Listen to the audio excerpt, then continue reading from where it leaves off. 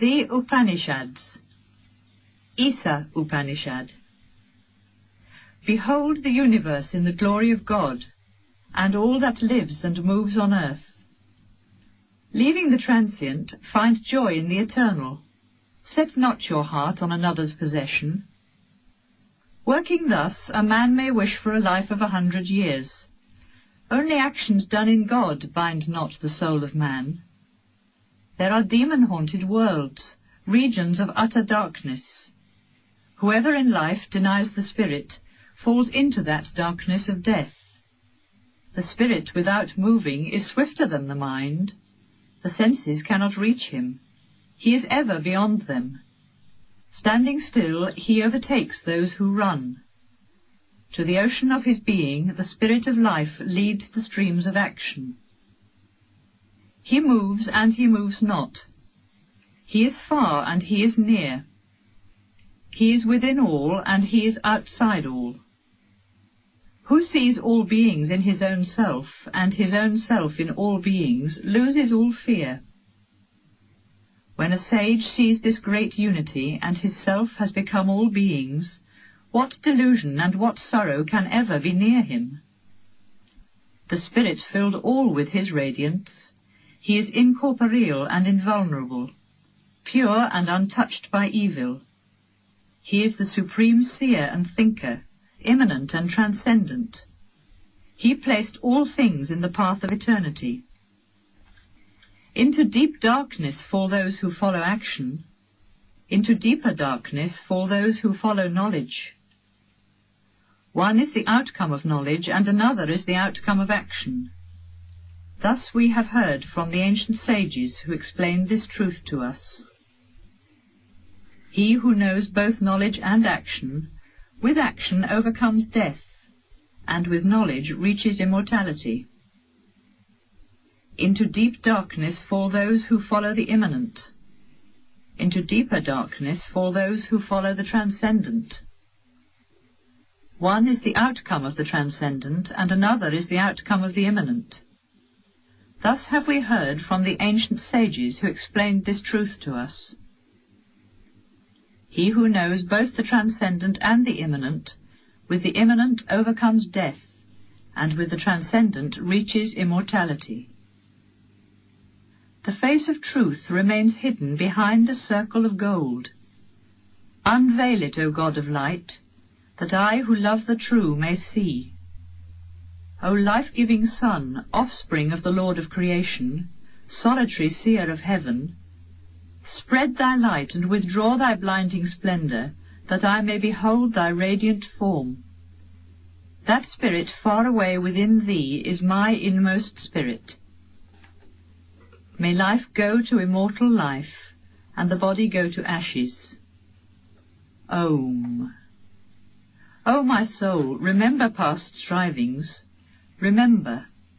O my soul, remember past strivings. Remember. By the path of good, lead us to final bliss. O fire divine, thou God who knowest all ways, deliver us from wandering evil. Prayers and adoration we offer unto thee.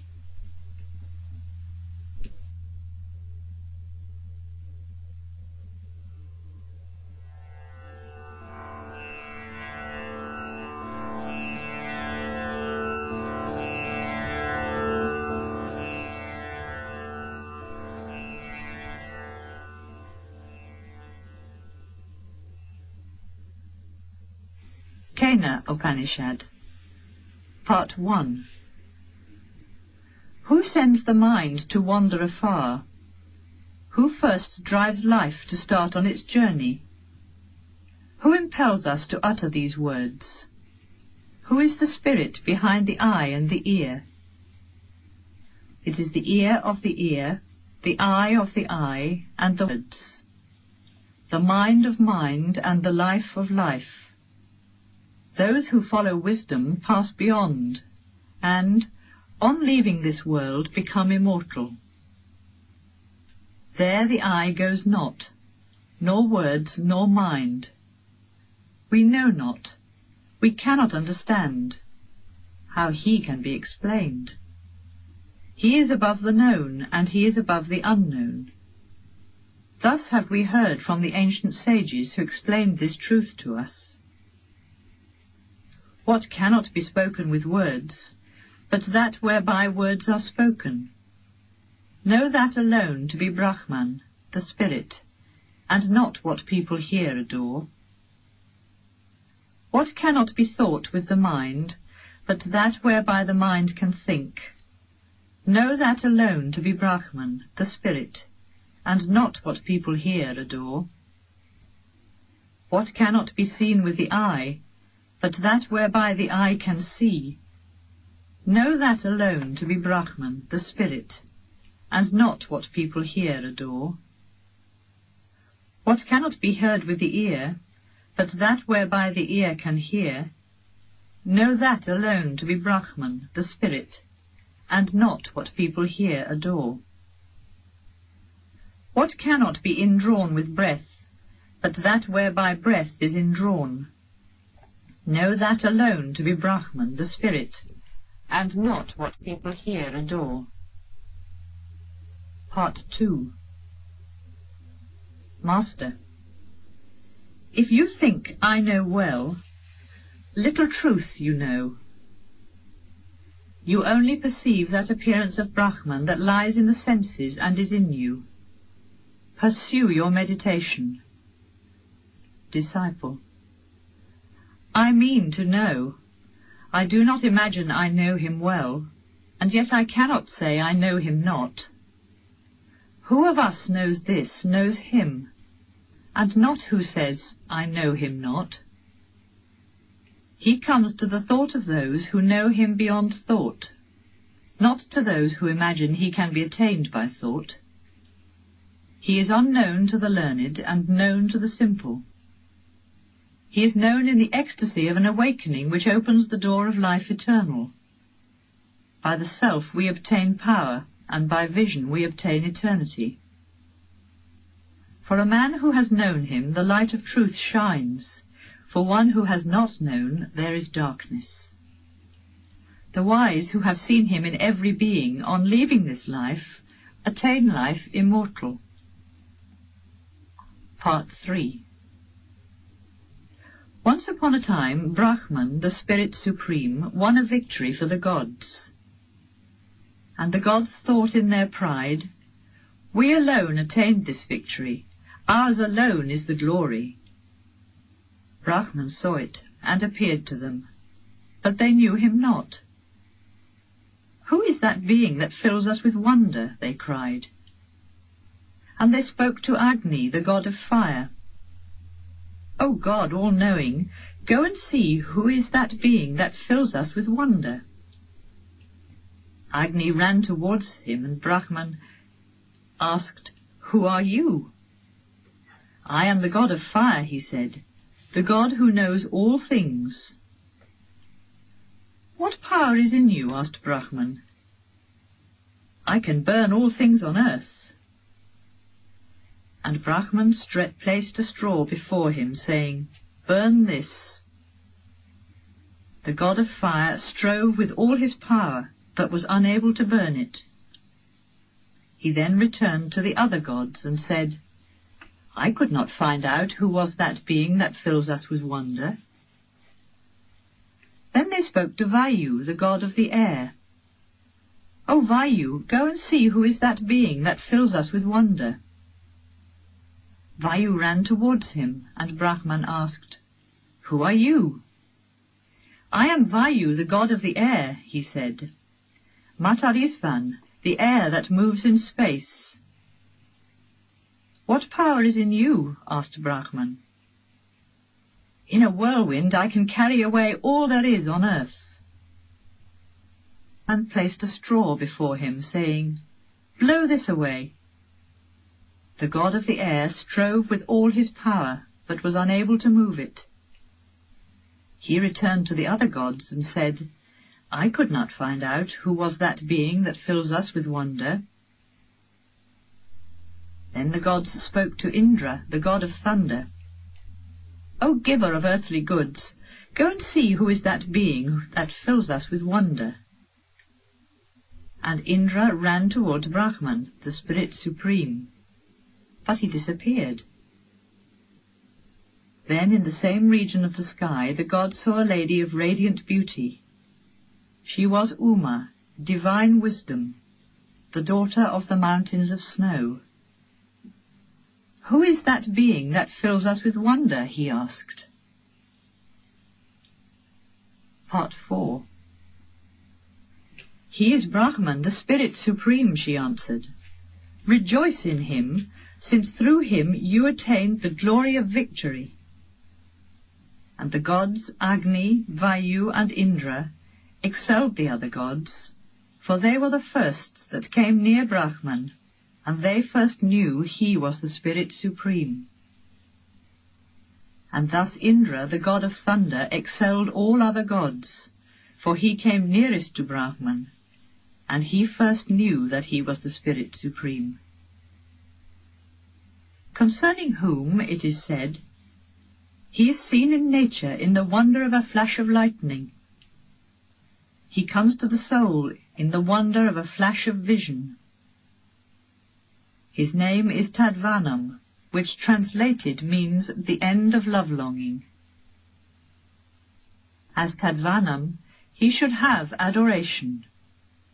All beings will love such a lover of the Lord. Master: You asked me to explain the Upanishad, the sacred wisdom. The Upanishad has been explained to you. In truth, I have been telling you the sacred teaching concerning Brahman.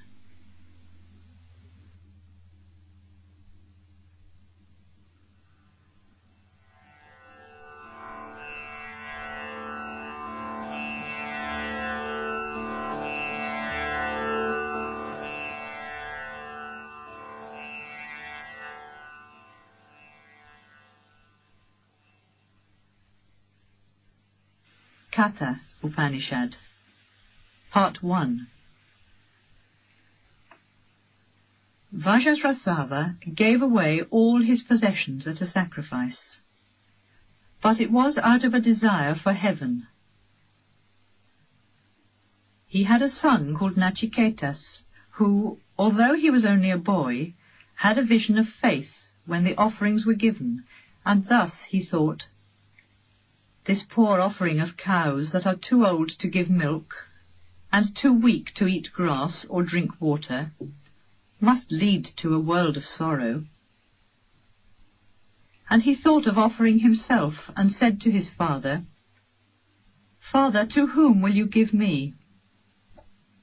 He asked once, and twice, and 3 times. And then his father answered in anger, "I will give you to death." Nachiketas: At the head of many I go, and I go in the midst of many. What may be the work of death that today must be done through me? Remember how the men of old passed away, and how those of days to come will also pass away. A mortal ripens like corn, and like corn he is born again. Nachiketas had to wait 3 nights without food in the abode of Yama, the god of death. A voice: As the spirit of fire, a Brahmin comes to a house. Bring the offering of water, O god of death. How unwise is the man who does not give hospitality to a Brahmin. He loses his future hopes, his past merits, his present possessions, his sons, and his all. Death: Since you have come as a sacred guest to my abode, and you have had no hospitality for 3 nights, choose then 3 boons. Nachiketas: May my father's anger be appeased, and may he remember me and welcome me when I return to him. Let this be my first boon. Death: By my power your father will remember you and love you as before, and when he sees you free from the jaws of death, sweet will be his sleep at night. Nachiketas. There is no fear in heaven, old age and death are not there. The good, beyond both, rejoice in heaven, beyond hunger and thirst and sorrow. And those in heaven attain immortality. You know, O death, that sacred fire which leads to heaven. Explain it to me, since I have faith. Be this my second boon. Death. I know, Nachiketas, that sacred fire which leads to heaven. Listen. That fire which is the means of attaining the infinite worlds, and is also their foundation, is hidden in the sacred place of the heart. And Death told him of the fire of creation, the beginning of the worlds, and of the altar of the fire sacrifice, of how many bricks it should be built, and how they should be placed. Nachiketas repeated the teaching. Death was pleased, and went on, A further boon I give you today. This fire of sacrifice shall be known by your name. Take also from me this chain of many forms. One who lights 3 times this sacred fire, and attains union with the 3, and performs the 3 holy actions, passes beyond life and death, for then he knows the God of fire, the God who knows all things, and through knowledge and adoration he attains the peace supreme. He who, knowing the 3, builds up the altar of fire sacrifice, and performs 3 times the sacrifice of Nachiketas, casts off the bonds of death, and passing beyond sorrow, finds joy in the regions of heaven. This is the fire that leads to heaven, which you chose as the second gift. Men will call it the fire sacrifice of Nachiketas. Choose now the third boon. Nachiketas. When a man dies, this doubt arises. Some say he is, and some say he is not. Teach me the truth. Death. Even the gods had this doubt in times of old, for mysterious is the law of life and death. Ask for another boon. Release me from this. Nachiketas. This doubt indeed arose even to the gods, and you say, O Death, that it is difficult to understand. But no greater teacher than you can explain it, and there is no other boon so great as this. Death. Take horses and gold and cattle and elephants.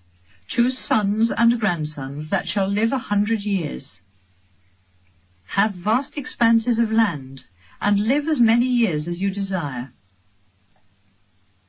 Or choose another gift that you think equal to this, and enjoy it with wealth and long life. Be a ruler of this vast earth. I will grant you all your desires. Ask for any wishes in the world of mortals, however hard to obtain. To attend on you, I will give you fair maidens with chariots and musical instruments. But ask me not, Nachiketas, the secrets of death. Nachiketas. All these pleasures away, O end of all. They weaken the power of life. And indeed, how short is all life? Keep thy horses and dancing and singing. Man cannot be satisfied with wealth. Shall we enjoy wealth with you in sight? Shall we live whilst you are in power? I can only ask for the boon I have asked. When a mortal here on earth has felt his own immortality, how could he wish for a long life of pleasures, for the lust of deceitful beauty? Solve then the doubt as to the great beyond. Grant me the gift that unveils the mystery. This is the only gift Nachiketas can ask. Part 2. Death. There is the path of joy and there is the path of pleasure. Both attract the soul. Who follows the first comes to good. Who follows pleasure reaches not the end. The two paths lie in front of man. Pondering on them, the wise man chooses the path of joy. The fool takes the path of pleasure. You have pondered, Nachiketas, on pleasures, and you have rejected them. You have not accepted that chain of possessions wherewith men bind themselves, and beneath which they sink. There is the path of wisdom and the path of ignorance. They are far apart and lead to different ends. You are, Nachiketas, a follower of the path of wisdom. Many pleasures tempt you not. Abiding in the midst of ignorance, thinking themselves wise and learned, fools go aimlessly hither and thither, like blind led by the blind. What lies beyond life shines not to those who are childish or careless or deluded by wealth. This is the only world, there is no other, they say, and thus they go from death to death. Not many hear of him, and of those not many reach him. Wonderful is he who can teach about him, and wise is he who can be taught. Wonderful is he who knows him when taught. He cannot be taught by one who has not reached him, and he cannot be reached by much thinking. The way to him is through a teacher who has seen him. He is higher than the highest thoughts, in truth above all thought. This sacred knowledge is not attained by reasoning, but it can be given by a true teacher. As your purpose is steady, you have found him. May I find another pupil like you. I know that treasures pass away, and that the eternal is not reached by the transient. I have thus laid the fire of sacrifice of Nachiketas, and by burning in it the transient, I have reached the eternal. Before your eyes have been spread, Nachiketas, the fulfillment of all desire, the dominion of the world, the eternal reward of ritual, the shore where there is no fear, the greatness of fame and boundless space. With strength and wisdom you have renounced them all. When the wise rests his mind in contemplation on our God beyond time, who invisibly dwells in the mystery of things and in the heart of man, then he rises above pleasures and sorrow. When a man has heard and has understood, and, finding the essence, reaches the inmost, then he finds joy in the source of joy. Nachiketas is a house open for thy Atman, thy God.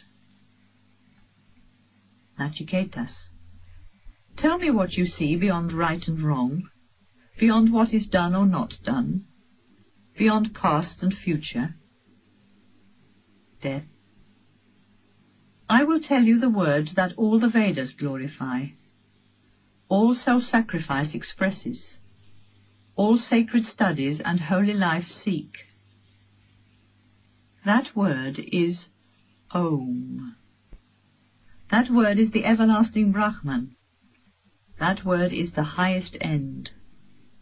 When that sacred word is known, all longings are fulfilled. It is the supreme means of salvation. It is the help supreme. When that great word is known, one is great in the heaven of Brahman. Atman, the spirit of vision, is never born and never dies. Before him there was nothing, and he is one for evermore, never born and eternal. Beyond times gone or to come, He does not die when the body dies. If the slayer thinks that he kills, and if the slain thinks that he dies, neither knows the ways of truth. The eternal in man cannot kill. The eternal in man cannot die. Concealed in the heart of all beings is the Atman, the Spirit, the Self. Smaller than the smallest atom, greater than the vast spaces. The man who surrenders his human will leaves sorrows behind, and beholds the glory of the Atman by the grace of the Creator. Resting, he wanders afar. Sleeping, he goes everywhere. Who else but myself can know that God of joy and of sorrows? When the wise realize the omnipresent Spirit who rests invisible in the visible and permanent in the impermanent, then they go beyond sorrow. Not through much learning is the Atman reached, not through the intellect and sacred teaching. It is reached by the chosen of him because they choose him. To his chosen the Atman reveals his glory. Not even through deep knowledge can the Atman be reached unless evil ways are abandoned. And there is rest in the senses, concentration in the mind, and peace in one's heart. Who knows in truth where he is? The majesty of his power carries away priests and warriors, and death itself is carried away. Part 3. In the secret high place of the heart there are two beings who drink the wine of life in the world of truth. Those who know Brahman, those who keep the 5 sacred fires, and those who light the threefold fire of Nachiketas, call them light and shade. May we light the sacred fire of Nachiketas, the bridge to cross to the other shore where there is no fear, the supreme everlasting spirit. Know the Atman as lord of a chariot, and the body as the chariot itself. Know that reason is the charioteer, and the mind indeed is the reins. The horses, they say, are the senses, and their paths are the objects of sense. When the soul becomes one with the mind and the senses, he is called one who has joys and sorrows. He who has not right understanding, and whose mind is never steady, is not the ruler of his life, like a bad driver with wild horses. But he who has right understanding, and whose mind is ever steady, is the ruler of his life, like a good driver with well-trained horses. He who has not right understanding is careless and never pure, reaches not the end of the journey, but wanders on from death to death. But he who has understanding is careful and ever pure, reaches the end of the journey, from which he never returns. The man whose chariot is driven by reason, who watches and holds the reins of his mind, reaches the end of the journey, the supreme everlasting spirit. Beyond the senses are their objects, and beyond the objects is the mind. Beyond the mind is pure reason, and beyond reason is the spirit in man. Beyond the spirit in man is the spirit of the universe, and beyond is Purusha, the spirit supreme. Nothing is beyond Purusha. He is the end of the path. The light of the Atman, the spirit, is invisible, concealed in all beings. It is seen by the seers of the subtle, when their vision is keen and is clear. The wise should surrender speech in mind, mind in the knowing self in the spirit of the universe, and the spirit of the universe in the spirit of peace. Awake, arise, strive for the highest, and be in the light. Sages say the path is narrow and difficult to tread, narrow as the edge of a razor. The Atman is beyond sound and form, without touch and taste and perfume. It is eternal, unchangeable, and without beginning or end. Indeed, above reasoning. When consciousness of the Atman manifests itself, man becomes free from the jaws of death. The wise who can learn and can teach this ancient story of Nachiketas, taught by Yama, the god of death, finds glory in the world of Brahman. He who, filled with devotion, recites this supreme mystery at the gathering of Brahmins, or at the ceremony of the Sraddha for the departed, prepares for eternity. He prepares in truth for eternity. Part 4. The Creator made the senses outward-going. They go to the world of matter outside, not to the spirit within. But a sage who sought immortality looked within himself and found his own soul. The foolish run after outward pleasures and fall into the snares of vast embracing death. But the wise have found immortality, and do not seek the eternal in things that pass away. This by which we perceive colours and sounds, perfumes and kisses of love, by which alone we attain knowledge, by which verily we can be conscious of anything. This in truth is that. When the wise knows that it is through the great and omnipresent spirit in us that we are conscious in waking or in dreaming, then he goes beyond sorrow. When he knows the Atman, the self, the inner life, who enjoys like a bee the sweetness of the flowers of the senses, the Lord of what was and of what will be, then he goes beyond fear.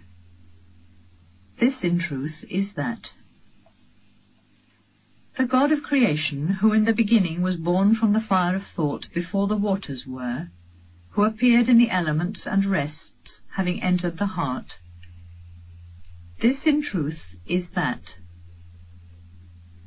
The goddess of infinity, who comes as a life power, and nature, who was born from the elements and rests, having entered the heart, this in truth is that.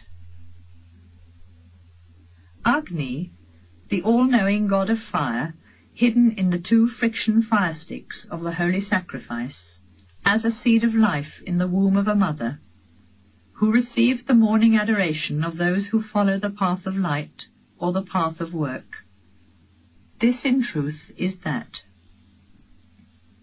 Whence the rising sun does come, and into which it sets again, wherein all the gods have their birth, and beyond which no man can go, this in truth is that. What is here is also there, and what is there is also here.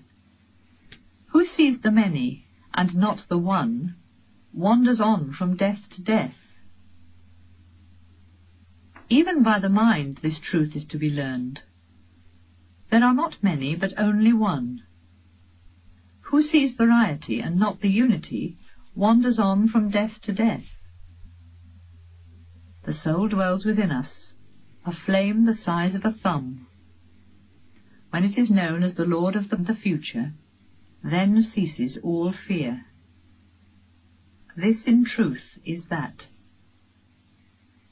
Like a flame without smoke, the size of a thumb, is the soul, the Lord of the past and the future, the same both today and tomorrow.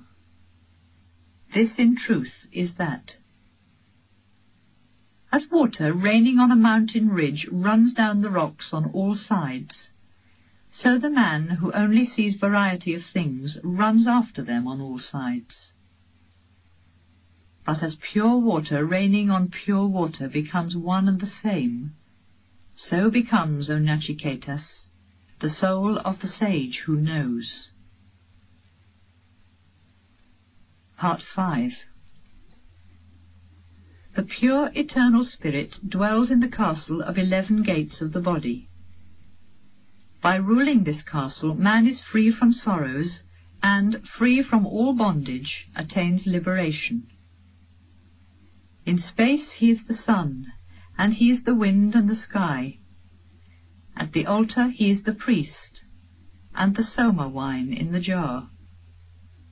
He dwells in men and in gods, in righteousness and in the vast heavens.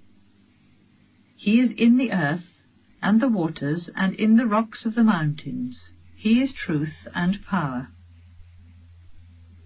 The powers of life adore that God who is in the heart, and he rules the breath of life, breathing in and breathing out. When the ties that bind the spirit to the body are unloosed, and the spirit is set free, what remains then? This in truth is that.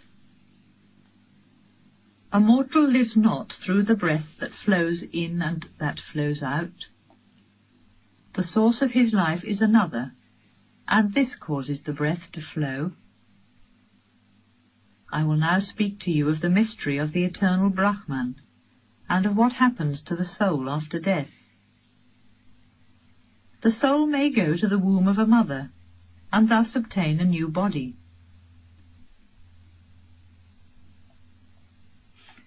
It even may go into trees or plants, according to its previous wisdom and work. There is a spirit who is awake in our sleep, and creates the wonder of dreams. He is Brahman, the spirit of light, who in truth is called the immortal. All the worlds rest on that spirit, and beyond him no one can go. This in truth is that. As fire, though one, takes new forms in all things that burn, the spirit, though one, takes new forms in all things that live. He is within all, and is also outside. As the wind, though one, takes new forms in whatever it enters, the spirit, though one, takes new forms in all things that live. He is within all, and is also outside. As the sun that beholds the world is untouched by earthly impurities, so the spirit that is in all things is untouched by external sufferings. There is one ruler, the spirit that is in all things, who transforms his own form into many. Only the wise who see him in their souls attain the joy eternal. He is the eternal among things that pass away, pure consciousness of conscious beings, the one who fulfills the prayers of many. Only the wise who see him in their souls attain the peace eternal. This is that. Thus they realize the ineffable joy supreme. How can this be known? Does he give light, or does he reflect light? There the sun shines not, nor the moon, nor the stars. Lightnings shine not there, and much less earthly fire. From his light all these give light, and his radiance illumines all creation. Part 6. The tree of eternity has its roots in heaven above, and its branches reach down to earth. It is Brahman, pure spirit, who in truth is called the immortal. All the worlds rest on that spirit, and beyond him no one can go. This in truth is that. The whole universe comes from him, and his life burns through the whole universe. In his power is the majesty of thunder. Those who know him have found immortality. From fear of him fire burns, and from fear of him the sun shines. From fear of him the clouds and the winds and death itself move on their way. If one sees him in this life before the body passes away, one is free from bondage, but if not, one is born and dies again in new worlds and new creations. Brahman is seen in a pure soul as in a mirror clear, and also in the Creator's heaven as clear as light, but in the land of shades as remembrance of dreams, and in the world of spirits as reflections in trembling waters. When the wise man knows that the material senses come not from the spirit, and that their waking and sleeping belong to their own nature, then he grieves no more.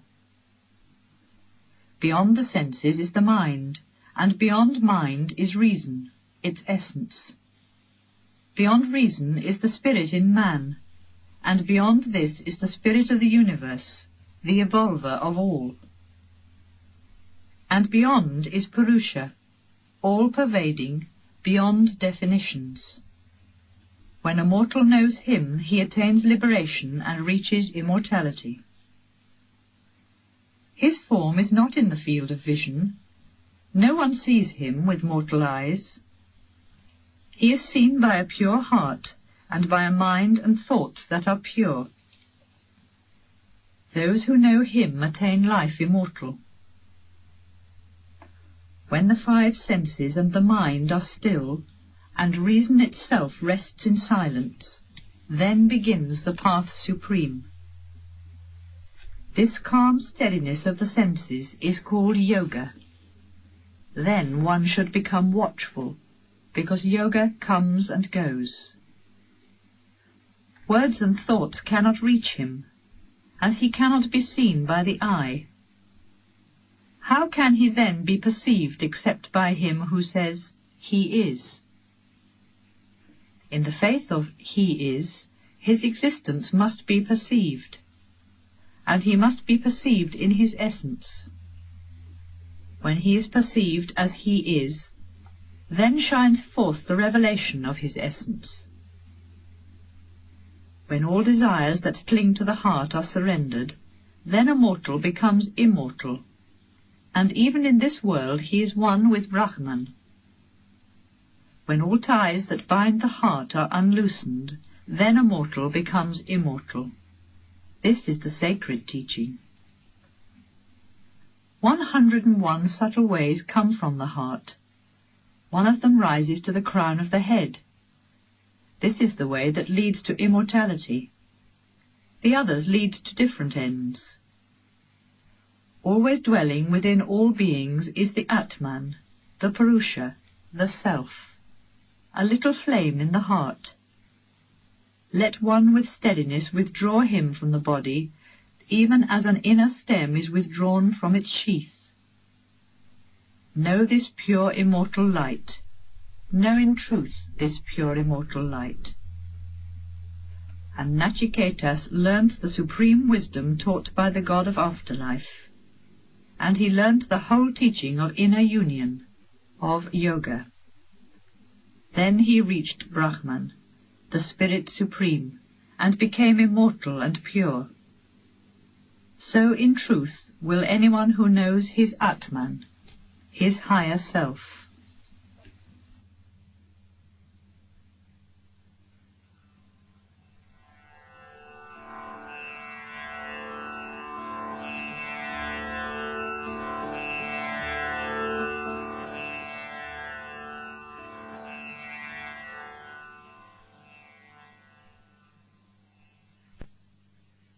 Prasna Upanishad.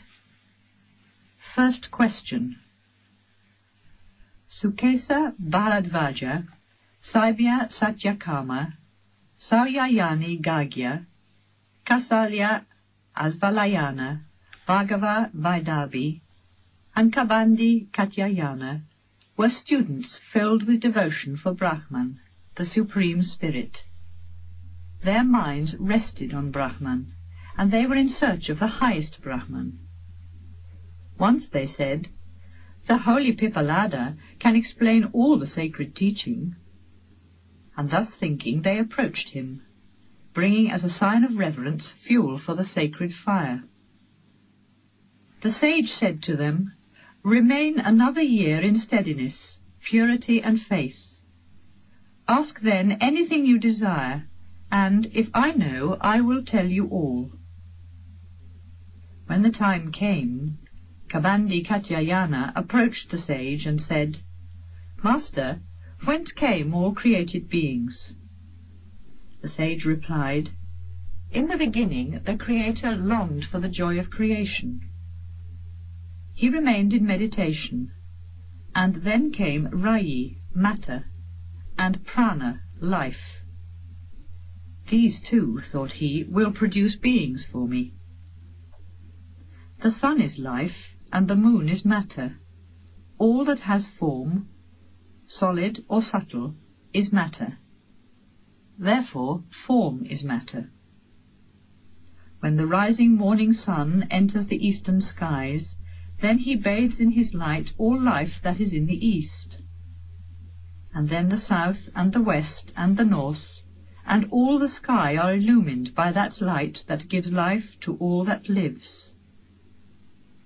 Thus rises the sun as fire, as life in its infinite variety. It was said in a verse of the Rig Veda, "The sun is rising in golden radiance, the sun of 1,000 rays, in 100 regions abiding. The God omniscient, the aim of all prayers, the light and fire supreme, the infinite life of all beings." The Lord of creation is in truth the time of the year. This has two paths, the way of the south and the way of the north. Those who worship thinking, "We have done sacrifices and pious works," attain only the regions of the moon and return to life and death. That is why those sages who desire children and the life of the family follow the path of the south. This is the path that leads to the ancestors.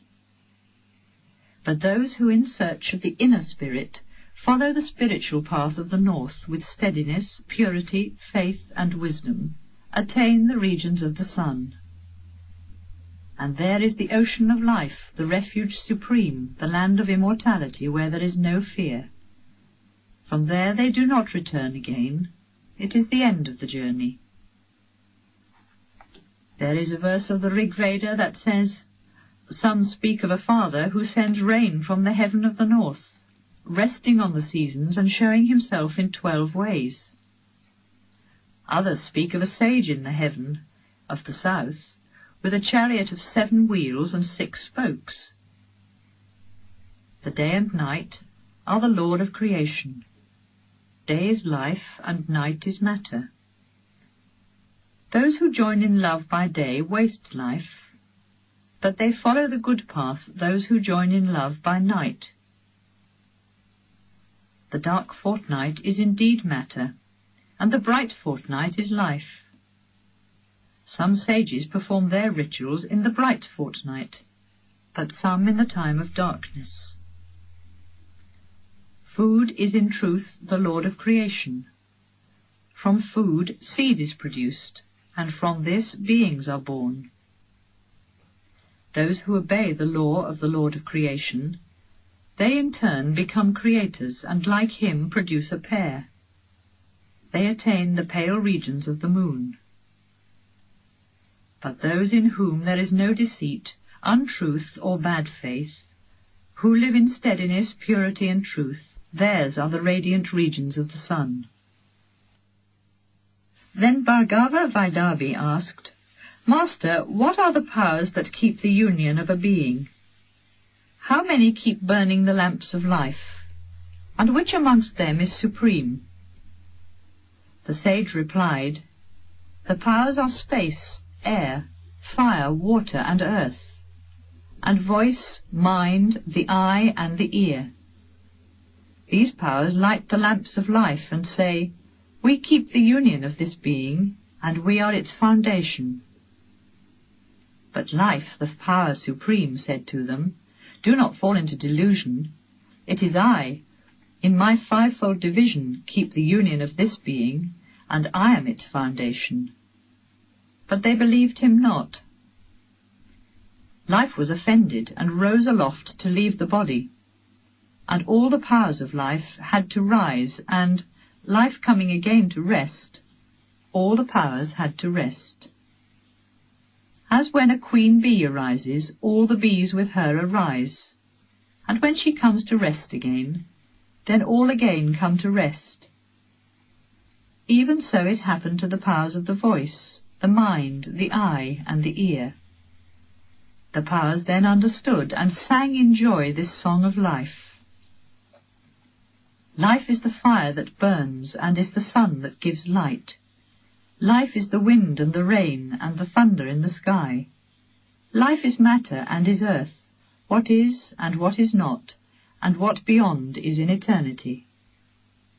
On life all things are resting, as spokes in the centre of a wheel. On life are resting the Vedas and prayers and warriors and priests. To thee, resting with thy powers, O life, all beings offer adoration. As Lord of creation thou movest in the womb of the mother, thence to be reborn. Thou art the chief bearer of gifts to the gods, the first offering made to the departed. Thou art the poetry of the seers, the truth of ancient sages. Thou art Rudra, the god of protection. Thou art Indra in thy radiance, O life. As the sun that wanders in heaven, thou art Lord of all heavenly lights. When the rain pours down from heaven, O life, all thy creatures rejoice, and they say, food for us shall be in abundance.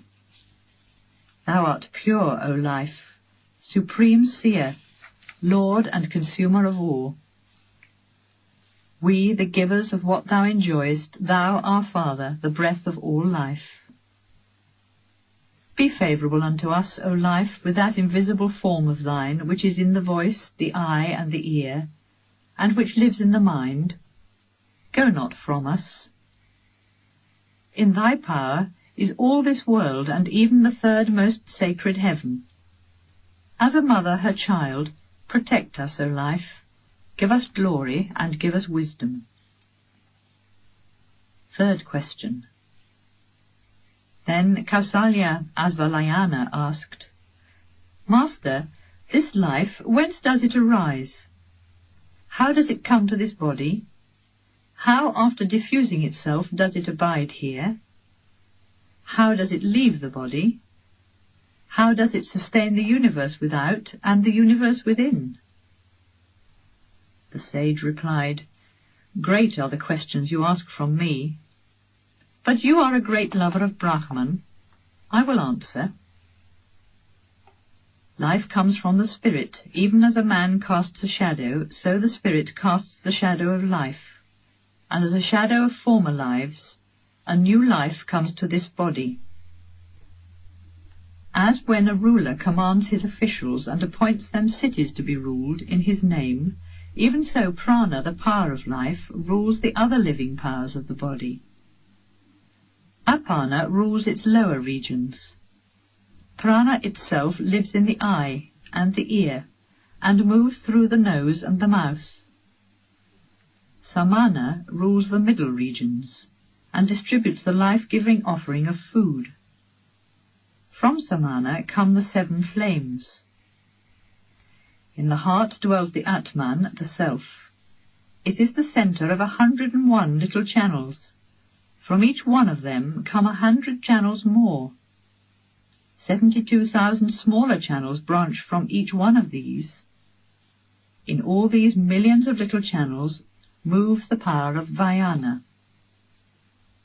Rising by one of them, the living power of Udana leads to the heaven of purity by good actions, to the hell of evil by evil actions, and if by both again, to this land of man. The sun is prana, the life of this universe, and he rises giving joy to the life in human eyes. The divinity of the earth rules the lower regions of Apana. Between the sun and the earth there is space or samana. Air is Vayana.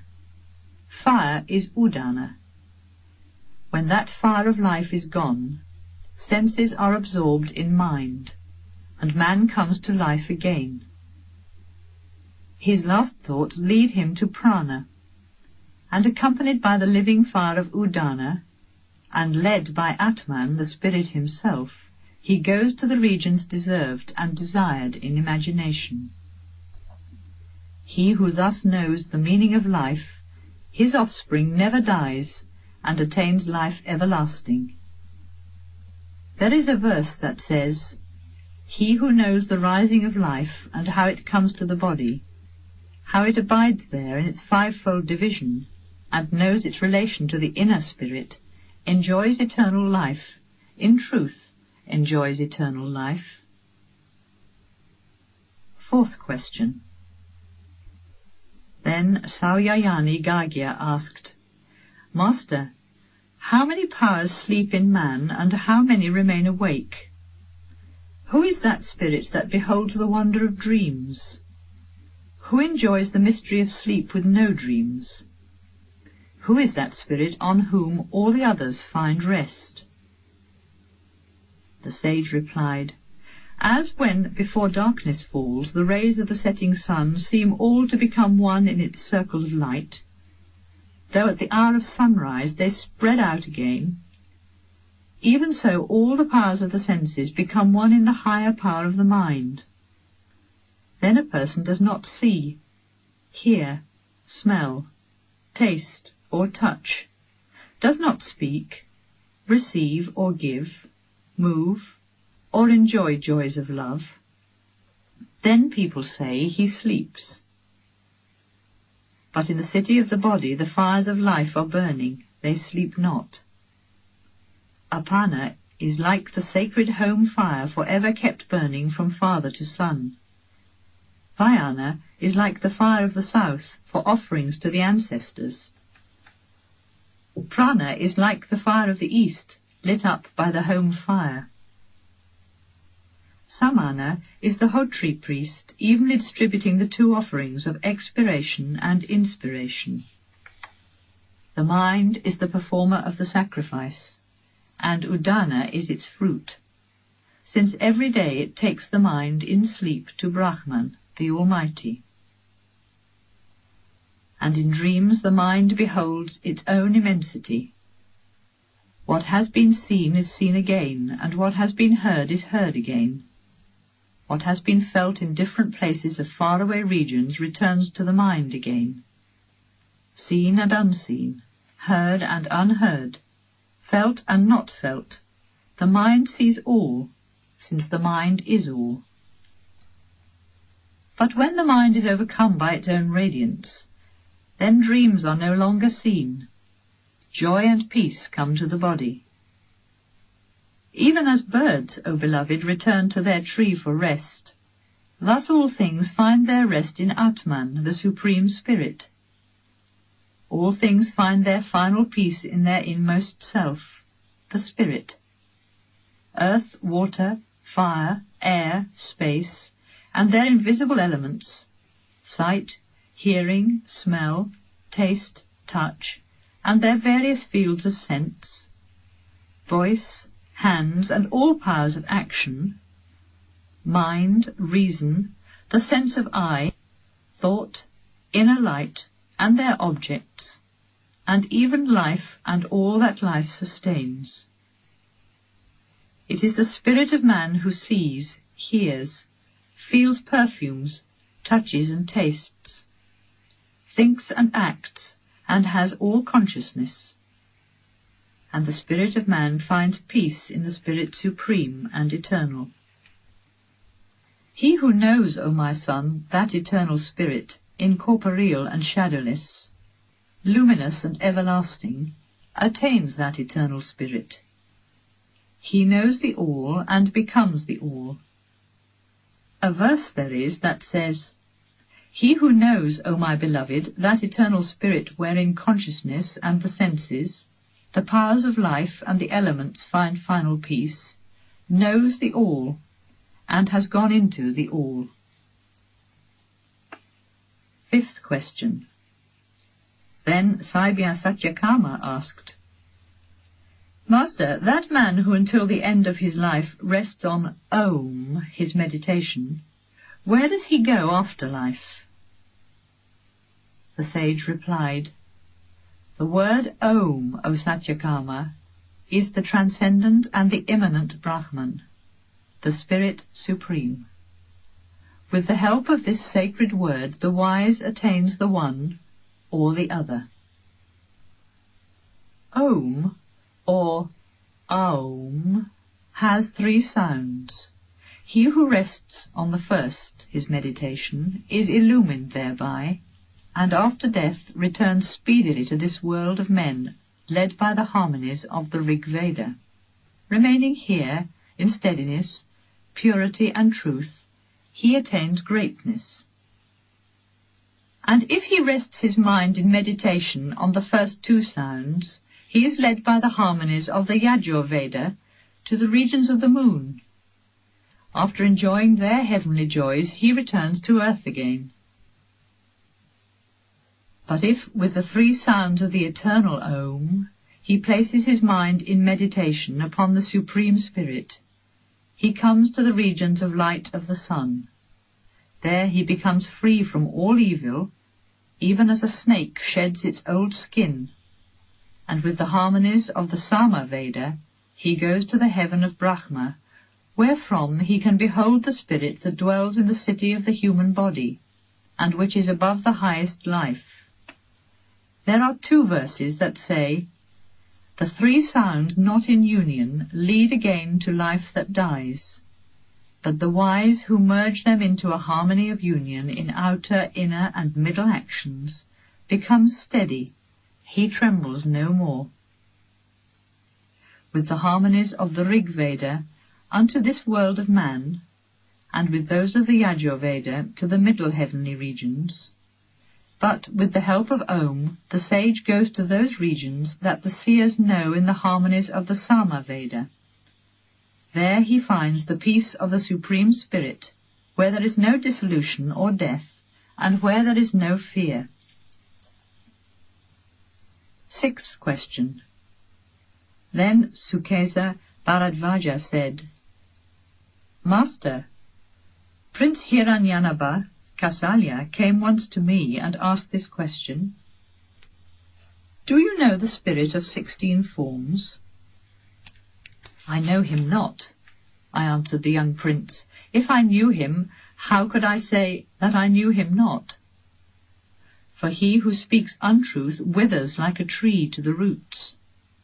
I will not speak untruth. The prince became silent, and, mounting his chariot, departed. And now I ask you, where is that spirit? The sage replied, O my son, the spirit in whom 16 forms arise is here within this body. The spirit thought, in whose going out shall I go out? And in whose staying shall I stay? And he created life, and from life faith and space and air, light, water and earth, the senses and the mind. He created food, and from food austerity, sacred poems, holy actions, and even the worlds. And in the worlds name was created. As when rivers flowing towards the ocean find their final peace, their name and form disappear, and people speak only of the ocean. Even so the 16 forms of the seer all flow towards the spirit, and find there final peace. Their name and form disappear, and people speak only of spirit. There is a verse that says, These forms in him find rest like spokes in the centre of a wheel.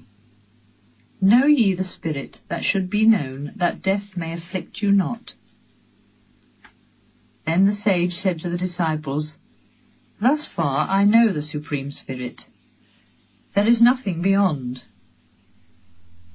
Bowing to him in adoration, the disciples said, You are in truth our Father, who has saved us from ignorance, and has led us to the shore beyond. Adoration to the Supreme Seers. Adoration to the Supreme Seers.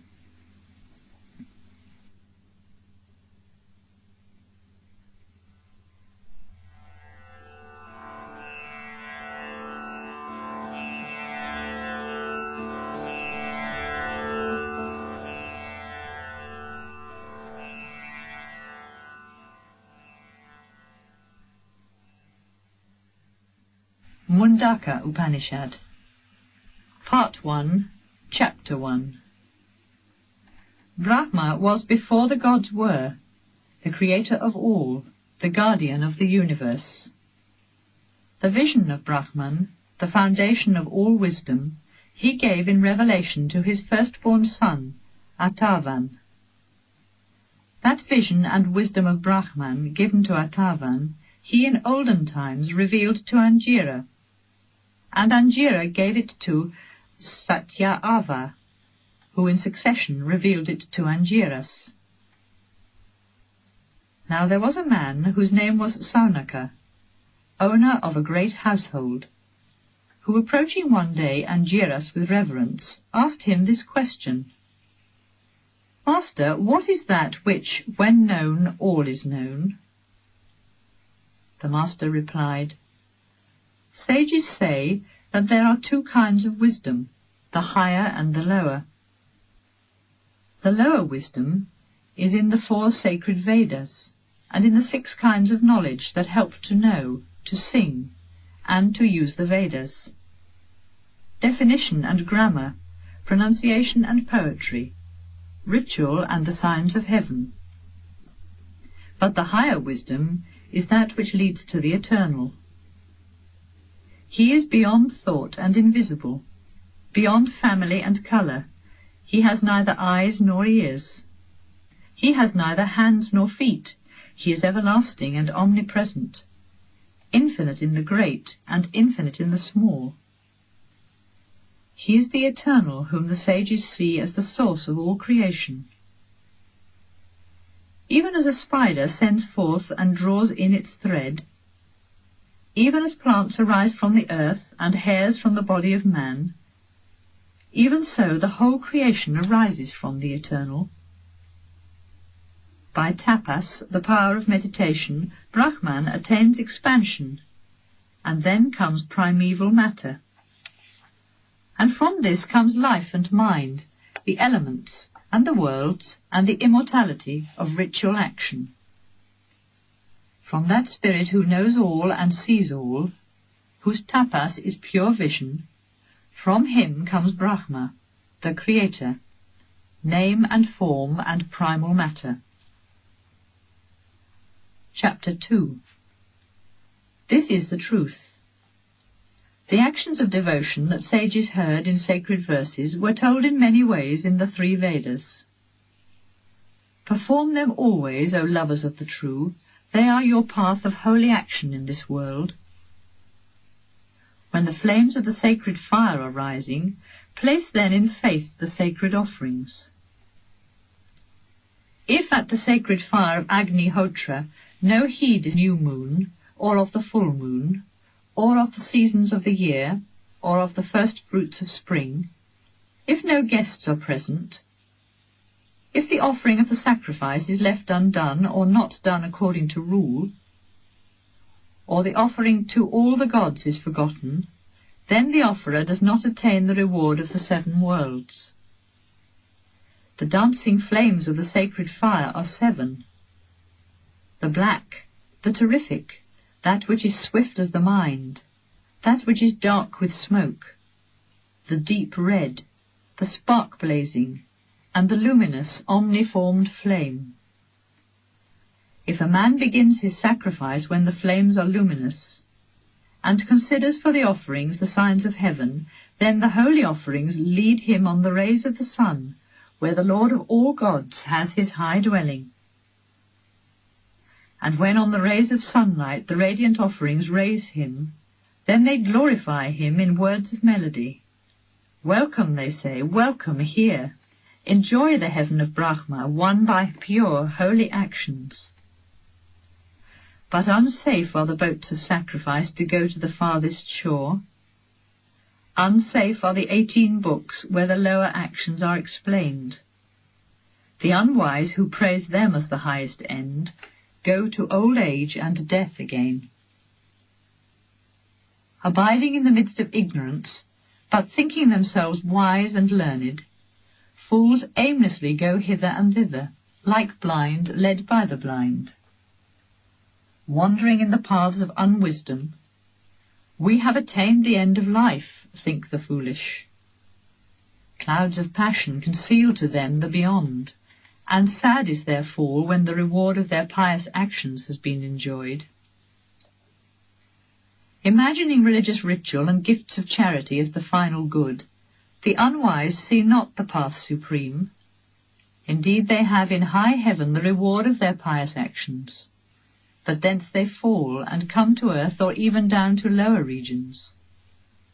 But those who in purity and faith live in the solitude of the forest, who have wisdom and peace, and long not for earthly possessions, those in radiant purity pass through the gates of the sun to the dwelling place supreme, where the spirit is in eternity. Beholding the worlds of creation, let the lover of God attain renunciation. What is above creation cannot be attained by action. In his longing for divine wisdom, let him go with reverence to a teacher, in whom live the sacred words, and whose soul has peace in Brahman. To a pupil who comes with mind and senses in peace, the teacher gives the vision of Brahman, of the spirit of truth and eternity. Part 2. Chapter 1. This is the truth. As from a fire of flame thousands of sparks come forth, even so from the Creator an infinity of beings have life, and to him return again. But the spirit of light above form, never born, within all, outside all, is in radiance above life and mind, and beyond this creation's creator. From him comes all life and mind, and the senses of all life. From him comes space and light, air and fire and water, and this earth that holds us all. The head of his body is fire, and his eyes the sun and the moon. His ears the regions of heaven, and the sacred Vedas his word. His breath is the wind that blows, and this whole universe is his heart. This earth is his footstool. He is the spirit that is in all things. From him comes the sun, and the source of all fire is the sun. From him comes the moon, and from this comes the rain, and all herbs that grow upon earth. And man comes from him, and man unto woman gives seed. And thus an infinity of beings come from the Spirit Supreme. The verses of the Rig Veda, and songs of the Sama Veda, prayers of the Yajur Veda, and rites of initiation, sacrifices and offerings and gifts, the offerer of the sacrifice, the year, and the world purified by the light from the sun and the moon, all come from the Spirit. From him the oceans and mountains, and all rivers come from him, and all herbs, and the essence of all whereby the inner spirit dwells with the elements, all come from him. The Spirit, in truth, is all. Action, and the power of tapas, and Brahma, the Creator, and immortality. He who knows him dwelling in the secret place of the heart cuts asunder the bonds of ignorance, even in this human life. Chapter 2. Radiant in his light, yet invisible in the secret place of the heart, the Spirit is the supreme abode wherein dwells all that moves and breathes and sees. Know him as all that is, and all that is not, the end of love-longing, beyond understanding, the highest in all beings. He is self-luminous and more subtle than the smallest, but in him rest all the worlds and their beings. He is the everlasting Brahman, and he is life, and word, and mind. He is truth and life immortal. He is the goal to be aimed at. Attain that goal, O my son. Take the great bow of the Upanishads, and place in it an arrow sharp with devotion. Draw the bow with concentration on him, and hit the centre of the mark, the same everlasting Spirit. The bow is the sacred Om, and the arrow is our own soul. Brahman is the mark of the arrow, the aim of the soul. Even as an arrow becomes one with its mark, let the watchful soul be one in him. In him are woven the sky and the earth and all the regions of the air, and in him rest the mind and all the powers of life. Know him as the one, and leave aside all other words. He is the bridge of immortality. Where all the subtle channels of the body meet, like spokes in the centre of a wheel, there he moves in the heart and transforms his one form unto many. Upon Om, Atman, your self, place your meditation. Glory unto you in your faraway journey beyond darkness. He who knows all and sees all, and whose glory the universe shows, dwells as the spirit of the divine city of Brahman in the region of the human heart. He becomes mind and drives on the body and life, draws power from food, and finds peace in the heart. There the wise find him as joy and light and life eternal. And when he is seen in his immanence and transcendence, then the ties that have bound the heart are unloosened, the doubts of the mind vanish, and the law of karma works no more. In the supreme golden chamber is Brahman indivisible and pure. He is the radiant light of all lights, and this knows he who knows Brahman. There the sun shines not, nor the moon, nor the stars. Lightnings shine not there, and much less earthly fire. From his light all these give light, and his radiance illumines all creation. Far spreading before and behind, and right and left, and above and below, is Brahman, the spirit eternal. In truth, Brahman is all. Part 3, Chapter 1. There are two birds, two sweet friends, who dwell on the selfsame tree. The one eats the fruits thereof, and the other looks on in silence. The first is the human soul, who, resting on that tree, though active, feels sad in his unwisdom. But on beholding the power and glory of the higher spirit, he becomes free from sorrow. When the seer beholds in golden glory the Lord, the Spirit, the Creator of the God of creation, then he leaves good and evil behind, and in purity he goes to the unity supreme. In silent wonder the wise see him as the life flaming in all creation. This is the greatest seer of Brahman, who, doing all his work as holy work, in God, in Atman, in the Self, finds all his peace and joy. This Atman is attained by truth and tapas, whence come true wisdom and chastity. The wise who strive and who are pure see him within the body, in his pure glory and light. Truth obtains victory, not untruth. Truth is the way that leads to the regions of light. Sages travel therein free from desires, and reach the supreme abode of truth. He is immeasurable in his light, and beyond all thought, and yet he shines smaller than the smallest.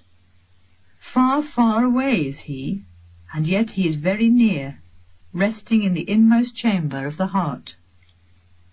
He cannot be seen by the eye, and words cannot reveal him. He cannot be reached by the senses, or by austerity or sacred actions. By the grace of wisdom and purity of mind, he can be seen indivisible in the silence of contemplation. This invisible Atman can be seen by the mind, wherein the five senses are resting. All mind is woven with the senses, but in a pure mind shines the light of the self.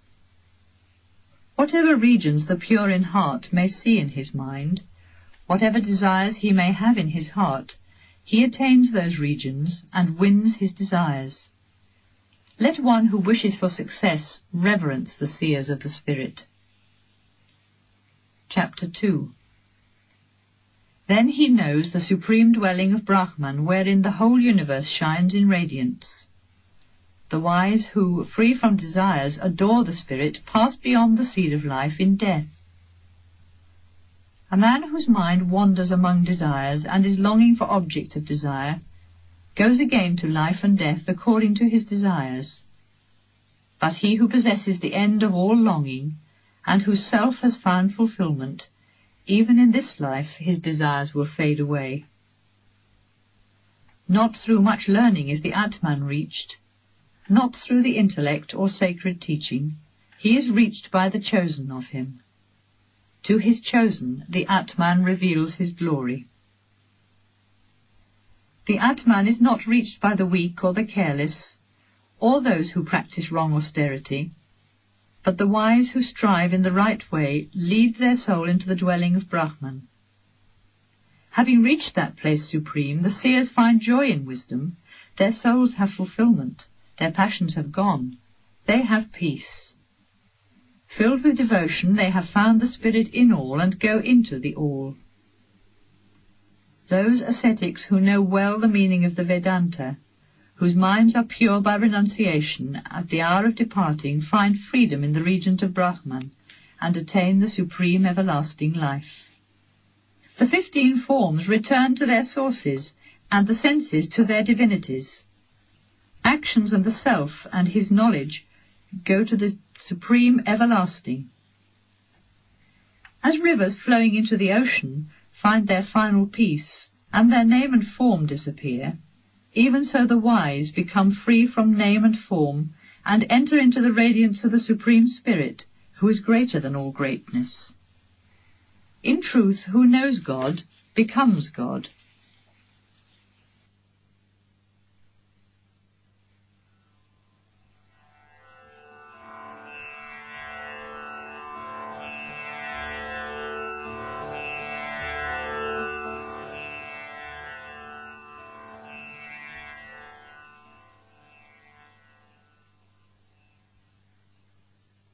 Mandukya Upanishad.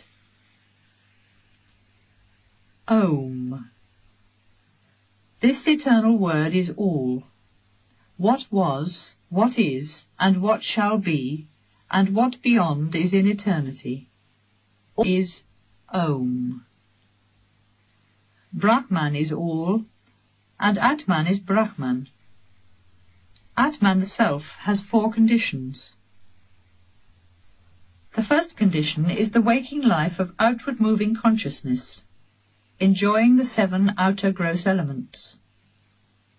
The second condition is the dreaming life of inner-moving consciousness, enjoying the 7 subtle inner elements in its own light and solitude.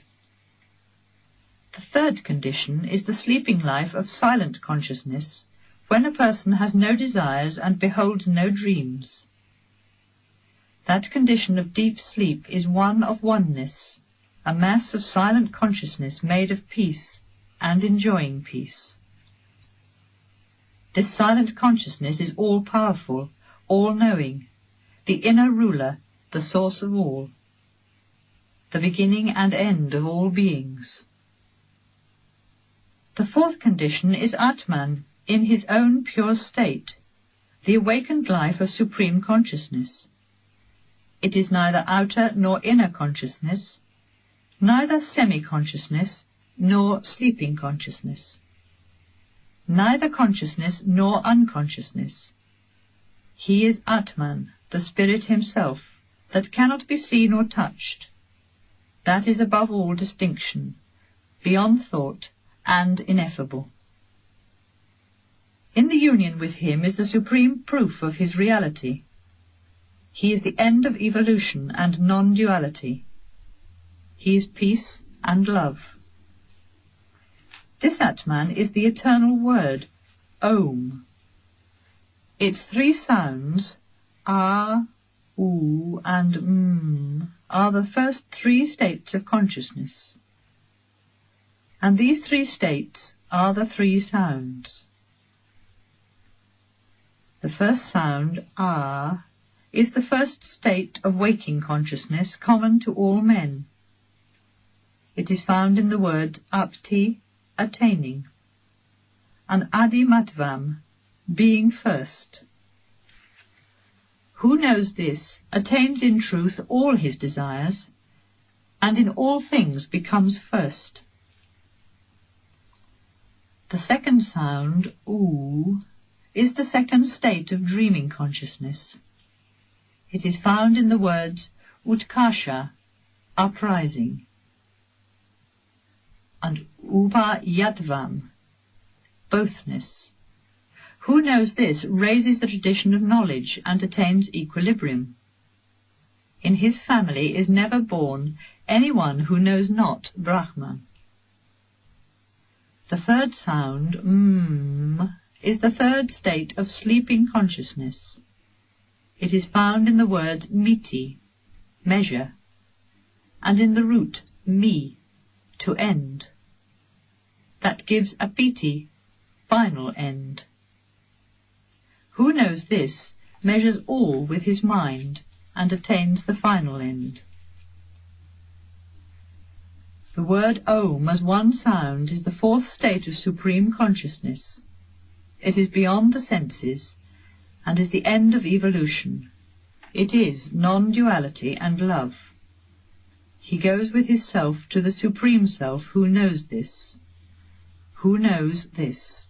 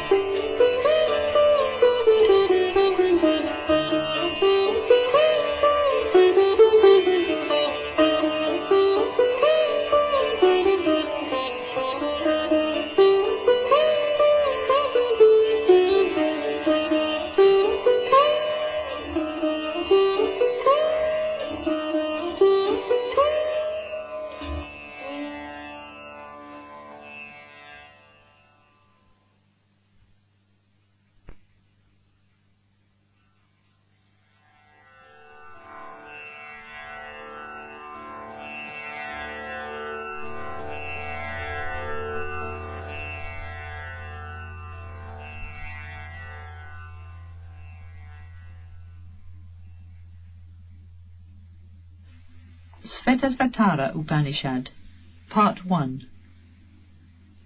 The lovers of Brahman ask, what is the source of this universe? What is Brahman? From where do we come? By what power do we live? Where do we find rest? Who rules over our joys and sorrows, O seers of Brahman? Shall we think of time, of the own nature of things, or of a law of necessity, or of chance, or of the elements, or of the power of creation, of woman or man? Not a union of these, for above them is a soul who thinks. But our soul is under the power of pleasure and pain. By the yoga of meditation and contemplation, the wise saw the power of God hidden in his own creation. It is he who rules over all the sources of this universe, from time to the soul of man. And they saw the wheel of his power made of one circle, 3 layers, 16 parts, 50 spokes, 20 counterspokes, 6 groups of 8, 3 paths, 1 rope of innumerable strands, and the great illusion. 3 layers, the 3 constituents of nature, light, fire, and darkness. 16 parts, or segments of the rim of the wheel, the 5 elements, 5 means to know, 5 means to do, and the mind, 50 spokes, 50 states of consciousness, as taught in the Sankhya wisdom, 5 kinds of error, 28 of weakness, 9 of joy, and 8 of achievement, 20 counterspokes, 10 senses and their 10 objects, 6 groups of 8, forms of nature, constituents of the body, powers of yoga, modes of feeling, gods and virtues, 3 paths, the yoga of light, of love, and of life, 1 rope of innumerable strands, desire of innumerable forms, the great illusion, the illusion which sees the one as 2. They also saw the river of life impetuously rushing with the 5 streams of sense feelings, which come from 5 sources, the 5 elements. Its waves are moved by 5 breathing winds, and its origin is a 5-fold fountain of consciousness. This river has 5 whirlpools, and the violent waves of 5 sorrows. It has 5 stages of pain, and 5 dangerous windings and turnings. In this vast wheel of creation, wherein all things live and die, wanders round the human soul like a swan in restless flying, and she thinks that God is afar. But when the love of God comes down upon her, then she finds her own immortal life. Exalted in songs has been Brahman. In him are God, and the world, and the soul, and he is the imperishable supporter of all. When the seers of Brahman see him in all creation, they find peace in Brahman, and are free from all sorrows. God upholds the oneness of this universe, the seen and the unseen, the transient and the eternal. The soul of man is bound by pleasure and pain, but when she sees God, she is free from all fetters. There is the soul of man with wisdom and unwisdom, power and powerlessness. There is nature, prakriti, which is creation for the sake of the soul. And there is God, infinite, omnipresent, who watches the work of creation. When a man knows the 3, he knows Brahman. Matter in time passes away, but God is forever in eternity, and he rules both matter and soul. By meditation on him, by contemplation of him, and by communion with him, there comes in the end the destruction of earthly delusion. When a man knows God, he is free, his sorrows have an end, and birth and death are no more. When in inner union he is beyond the world of the body, then the 3rd world, the world of the spirit, is found, where the power of the all is, and man has all, for he is one with the One. Know that Brahman is forever in thee, and nothing higher is there to be known. When one sees God and the world and the soul, one sees the 3, one sees Brahman. Even as fire is not seen in wood, and yet by power it comes to light as fire, so Brahman in the universe and in the soul is revealed by the power of Om. The soul is the wood below that can burn and be fire, and Om is the whirling friction rod above. Prayer is the power that makes Om turn round, and then the mystery of God comes to light. God is found in the soul, when sought with truth and self-sacrifice. As fire is found in wood, water in hidden springs, cream in milk, and oil in the oil fruit. There is a spirit who is hidden in all things, as cream is hidden in milk, and who is the source of self-knowledge and self-sacrifice. This is Brahman, the Spirit Supreme. This is Brahman, the Spirit Supreme. Part 2. Savitri, the god of inspiration, sent the mind and its powers to find truth. He saw the light of the god of fire and spread it over the earth. By the grace of God Savitri, our mind is one with him, and we strive with all our power for light. Savitri gives life to our souls, and then they shine in great light. He makes our mind and its powers one, and leads our thoughts to heaven. The seers of the God who sees all keep their mind and their thoughts in oneness. They sing the glory of God Savitri, who has given every man his work. I sing the songs of olden times with adoration. May my own songs follow the path of the sun. Let all the children of immortality hear me, even those who are in the highest heaven. Where the fire of the Spirit burns, where the wind of the Spirit blows, where the soma wine of the Spirit overflows, there a new soul is born.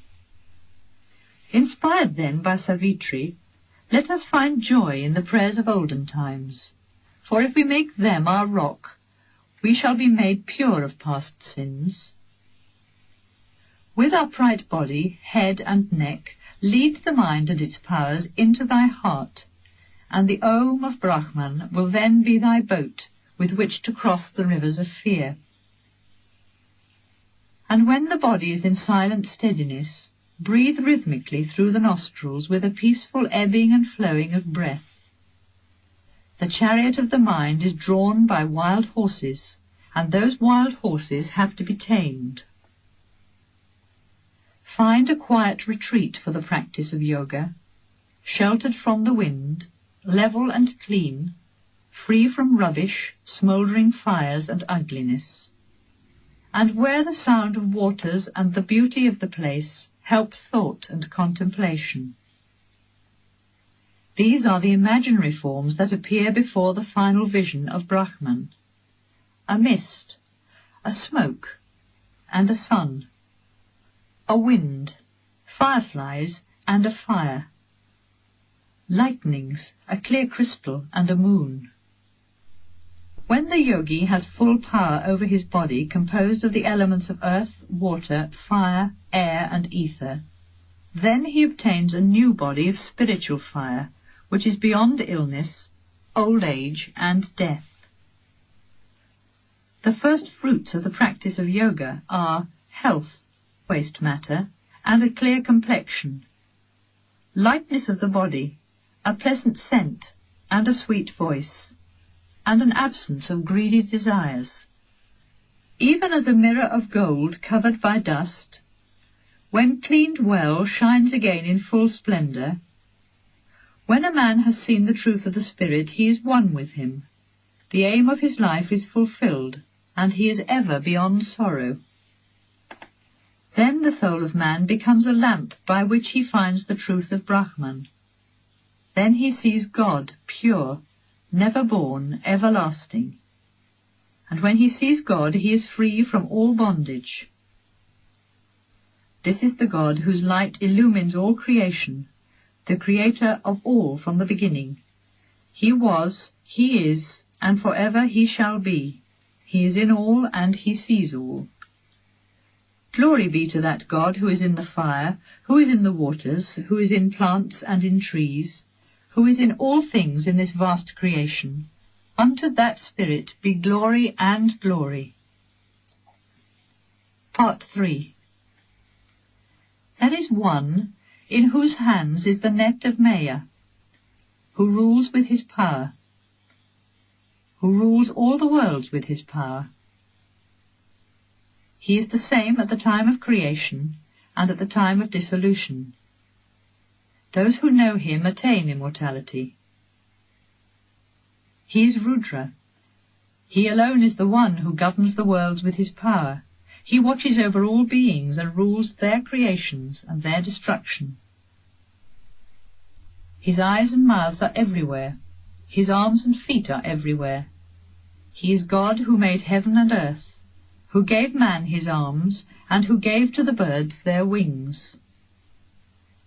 May Rudra, the seer of eternity, who gave to the gods their birth and their glory, who keeps all things under his protection, and who in the beginning created the golden seed, grant us the grace of pure vision. Come down to us, Rudra, who art in the high mountains. Come and let thy light of thy face, free from fear and evil, shine upon us. Come to us with thy love. Let not the arrow in thy hand hurt man or any living being. Let it be an arrow of love. Greater than all is Brahman, the Supreme, the Infinite. He dwells in the mystery of all beings according to their forms in nature. Those who know him who knows all, and in whose glory all things are, attain immortality. I know the Spirit Supreme, radiant like the sun beyond darkness. He who knows him goes beyond death, for he is the only path to life immortal. His infinity is beyond what is great or small, and greater than him there is nothing.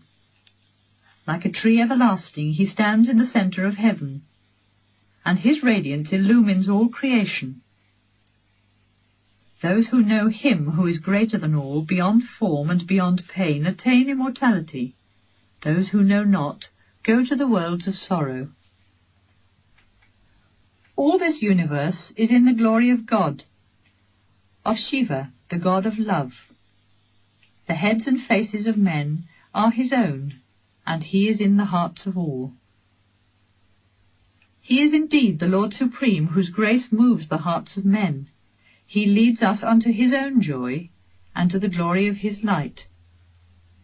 He is the inmost soul of all, which, like a little flame, the size of a thumb, is hidden in the hearts of men. He is the master of wisdom, ever reached by thought and love. He is the immortality of those who know him. He has innumerable heads and eyes and feet, and his vastness enfolds the universe, and even a measure of 10 beyond. God is in truth the whole universe, what was, what is, and what beyond shall ever be. He is the God of life immortal, and of all life that lives by food. His hands and feet are everywhere. He has heads and mouths everywhere. He sees all, he hears all. He is in all, and he is. The light of consciousness comes to him through infinite powers of perception, and yet he is above these powers. He is God, the ruler of all, the infinite refuge of all. The wandering swan of the soul dwells in the castle of 9 gates of the body, and flies away to enjoy the outer world. He is the master of the universe, of all that moves, and of all that moves not. Without hands he holds all things, without feet he runs everywhere. Without eyes he sees all things. Without ears all things he hears. He knows all, but no one knows him, the Spirit before the beginning, the Spirit supreme, everlasting. Concealed in the heart of all beings lies the Atman, the Spirit, the Self, smaller than the smallest atom, greater than the greatest spaces. When by the grace of God man sees the glory of God, he sees him beyond the world of desire, and then sorrows are left behind. I know that Spirit whose infinity is in all, who is ever one beyond time. I know the Spirit whom the lovers of Brahman call eternal, beyond the birth and rebirth of life. Part 4. May God, who in the mystery of his vision and power transforms his white radiance into his many-coloured creation, from whom all things come and into whom all they return, grant us the grace of pure vision. He is the sun, the moon, and the stars. He is the fire, the waters, and the wind. He is Brahma, the creator of all, and Prajapati, the Lord of creation. Thou this boy, and thou this maiden, thou this man, and thou this woman. Thou art this old man who supports himself on a staff. Thou the God, whom appears in forms infinite. Thou the blue bird, and thou the green bird, thou the cloud that conceals the lightning, and thou the seasons and the oceans. Beyond beginning, thou art in thy infinity, and all the worlds had their beginning in thee. There is nature never born, who with her three elements, light, fire, and darkness, creates all things in nature. There is the never-born soul of man bound by the pleasures of nature, and there is the spirit of man never born, who has left pleasures behind in the joy of the beyond. There are two birds, two sweet friends who dwell on the self-same tree. The one eats the fruits thereof, and the other looks on in silence. The first is the human soul, who resting on that tree, though active, feels sad in his unwisdom. But on beholding the power and the glory of the higher spirit, he becomes free from sorrow. Of what use is the Rig Veda to one who does not know the spirit from whom the Rig Veda comes, and in whom all things abide? For only those who have found him have found peace. For all the sacred books, all holy sacrifice and ritual and prayers, all the words of the Vedas, and the whole past and present and future come from the Spirit. With Maya, his power of wonder, he makes all things, and by Maya the human soul is bound. Know therefore that nature is Maya, but that God is the ruler of Maya, and that all beings in our universe are parts of his infinite splendour. He rules over the sources of creation. From him comes the universe, and unto him it returns. He is the Lord, the giver of blessings, the one God of our adoration, in whom there is perfect peace. May Rudra, the seer of eternity, who gave to the gods their birth and their glory, who keeps all things under his protection, and who in the beginning saw the golden seed, grant us the grace of pure vision. Who is the God to whom we shall offer adoration? The God of gods, in whose glory the worlds are, and who rules this world of man and all living beings. He is the God of forms infinite, in whose glory all things are, smaller than the smallest atom, and yet the creator of all, ever living in the mystery of his creation. In the vision of this love there is everlasting peace. He is the Lord of all, who, hidden in the heart of things, watches over the world of time. The gods and the seers of Brahman are one with him. And when a man knows him, he cuts the bonds of death. When one knows God, who is hidden in the heart of all things, even as cream is hidden in milk, and in whose glory all things are, he is free from all bondage. This is the God whose work is all the worlds, the Supreme Soul who dwells forever in the hearts of men. Those who know him through their hearts and their minds become immortal. There is a region beyond darkness where there is neither day nor night, nor what is not. Only Shiva, the god of love, is there. It is the region of the glorious splendour of God, from whom came the light of the sun, and from whom the ancient wisdom came in the beginning. The mind cannot grasp him above or below, or in the space between. With whom shall we compare him whose glory is the whole universe? Far beyond the range of vision he cannot be seen by mortal eyes, but he can be known by the heart and the mind, and those who know him attain immortality. A man comes to thee in fearful wonder and says, "Thou art God, who never was born. Let thy face, Rudra, shine upon me, and let thy love be my eternal protection. Hurt not my child, nor the child of my child. Hurt not my life, my horses, or my cows. Kill not in anger our brave men, for we ever come to thee with adorations." Part 5. Two things are hidden in the mystery of infinity of Brahman: knowledge and ignorance. Ignorance passes away, and knowledge is immortal. But Brahman is in eternity above ignorance and knowledge. He is the one in whose power are the many sources of creation, and the root and the flower of all things. The golden seed, the Creator, was in his mind in the beginning, and he saw him born when time began. He is God who spreads the net of transmigration and then withdraws it in the field of life. He is the Lord who created the lords of creation, the supreme soul who rules over all. Even as the radiance of the sun shines everywhere in space, so does the glory of God rule over all his creation.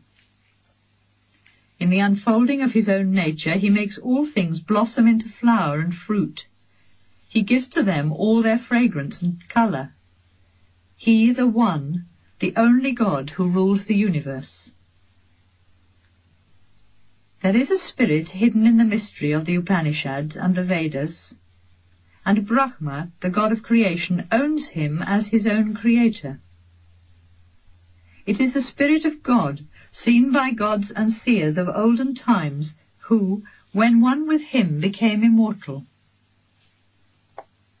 When a man is bound by the three powers of nature, he works for a selfish reward, and in time he has his reward. His soul then becomes the many forms of the three powers, strays along the three paths, and wanders on through life and death. The soul is like the sun in splendour. When it becomes one with the self-conscious I am and its desires, it is a flame the size of a thumb. But when one with pure reason and the inner spirit, it becomes in concentration as the point of a needle. The soul can be thought as the part of a point of a hair, which divided by 100 were divided by 100 again. And yet in this living soul there is the seed of infinity. The soul is not a man nor a woman, nor what is neither a woman nor a man. When the soul takes the form of a body, by that same body the soul is bound. The soul is born and unfolds in a body, with dreams and desires and the food of life, and then it is reborn in new bodies, in accordance with its former works. The quality of the soul determines body, earthly or airy, heavy or light.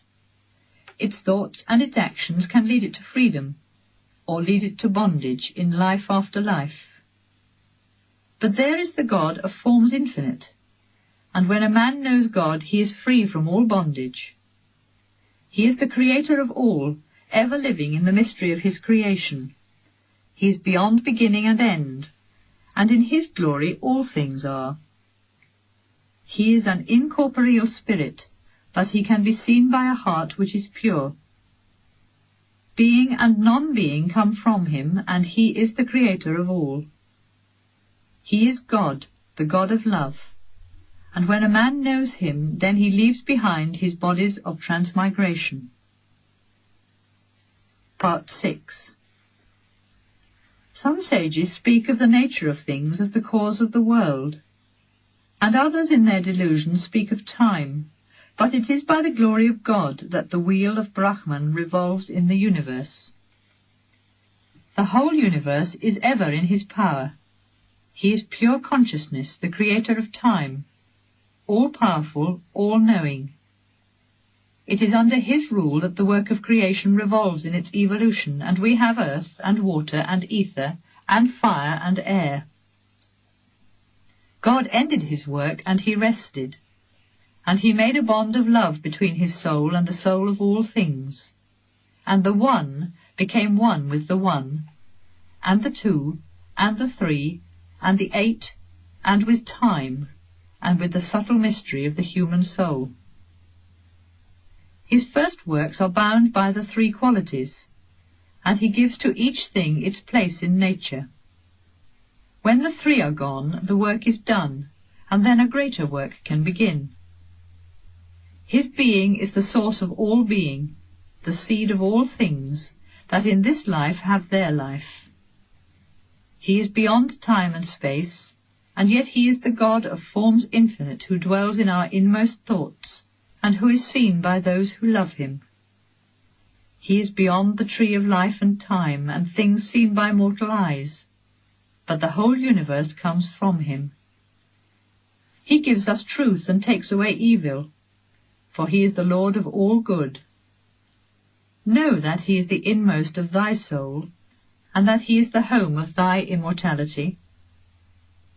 May we know the Lord of lords, the King of kings, the God of gods, God, the God of love, the Lord of all. We cannot see how he works, or what are the tools of his work. Nothing can be compared with him, and how can anything be greater than he is? His power is shown in infinite ways, and how great is his work and wisdom. No one was before he was, and no one has rule over him, because he is the source of all, and he is also the ruler of all. May God, who is hidden in nature, even as the silkworm is hidden in the web of silk he made, lead us to union with his own spirit, with Brahman. He is God, hidden in all beings, their inmost soul who is in all. He watches the works of creation, lives in all things, watches all things. He is pure consciousness, beyond the three conditions of nature, the One who rules the work of the silence of many, the One who transforms one seed into many. Only those who see God in their soul attain the joy eternal. He is the eternal among things that pass away, pure consciousness of conscious beings, the one who fulfills the prayers of many. By the vision of Sankhya and the harmony of yoga, a man knows God, and when a man knows God, he is free from all fetters. There the sun shines not, nor the moon, nor the stars. Lightnings shine not there, and much less earthly fire. From his light all these give light, and his radiance illumines all creation. He is the wandering swan everlasting, the soul of all in the universe, the spirit of fire in the ocean of life. To know him is to overcome death, and he is the only path to life eternal. The created creator of all, he knows all. He is pure consciousness, the creator of time, all-powerful, all-knowing. He is the Lord of the soul and of nature, and of the three conditions of nature. From him comes the transmigration of life and liberation, bondage in time and freedom in eternity. He is the God of light, immortal in his glory, pure consciousness, omnipresent, the loving protector of all. He is the everlasting ruler of the world. Could there be any ruler but he? Longing, therefore, for liberation, I go for refuge to God, who by his grace reveals his own light, and who in the beginning created the God of creation, and gave to him the sacred Vedas.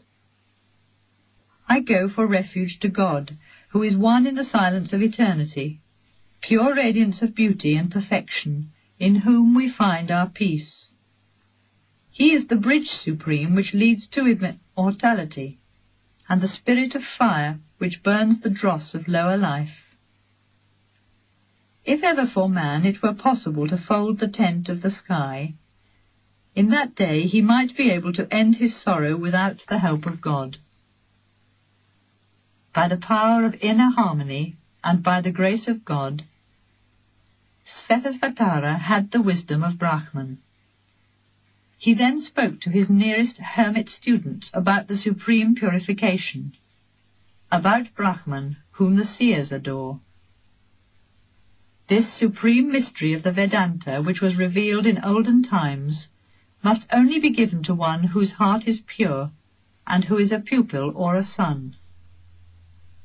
If one has a supreme love for God, and also loves his master as God, then the light of this teaching shines in a great soul. It shines indeed in a great soul.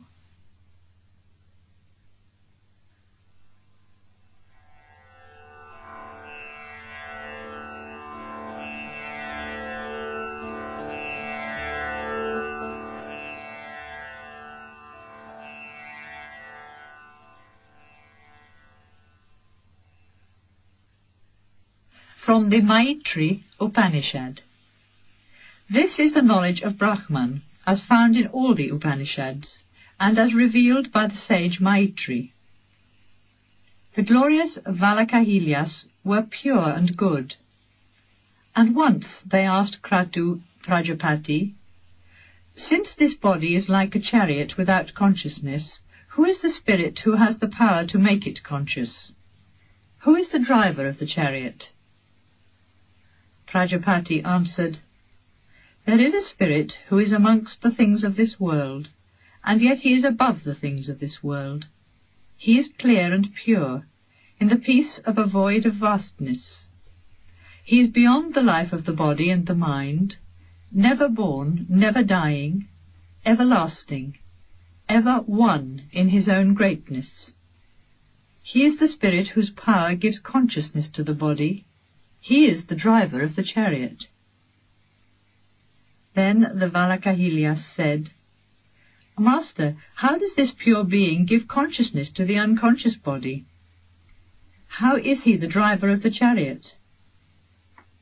Kratu Prajapati answered, "Even as a man who is asleep awakes, but when he is asleep does not know that he is going to awake, so a part of the subtle invisible spirit comes as a messenger to the body, without the body being conscious of his arrival. A part of infinite consciousness becomes our own finite consciousness, with powers of discrimination and definition, and with false conceptions. He is in truth Prajapati and Visva, the source of creation, and the universal in us all. This spirit is consciousness and gives consciousness to the body. He is the driver of the chariot." The poets say that this is the spirit who wanders on this earth from body to body, free from the light and darkness which follow our works. He is free because he is free from selfishness, and he is invisible, incomprehensible, hidden in darkness. He seems to work and not to be, but in truth he works not, and he is. He is in his own being pure, never changing, never moving, unpollutable, and in peace beyond desires he watches the drama of the universe. He is hidden behind the veil of the three conditions and constituents of the universe, but in the joy of his law of righteousness he is ever one. He is ever one. The Valakahilyas said, "Master, you have spoken to us of the greatness of the Atman, the spirit, the supreme soul. But what is the soul who is bound by the light or darkness, which follow works, and who, born again from good and evil, rises or falls in its wanderings, under the impulse of two contrary powers?" Prajapati answered, "There is indeed the other soul composed of the elements of the body, the Bhutatman, who is bound by the light or darkness, which follow works, and who, born again from good and evil, rises or falls in its wanderings under the impulse of two contrary powers. And this is the explanation. There are 5 subtle elements, tan matras, and these are called elements. There are also 5 gross elements, mahabhutas, and these are also called elements. The union of these is called the human body. The human soul rules the body, but the immortal spiritual soul is pure like a drop of water on a lotus leaf. The human soul is under the power of the 3 constituents and conditions of nature, and thus it falls into confusion. Because of this confusion, the soul cannot become conscious of the God who dwells within, and whose power gives us power to work.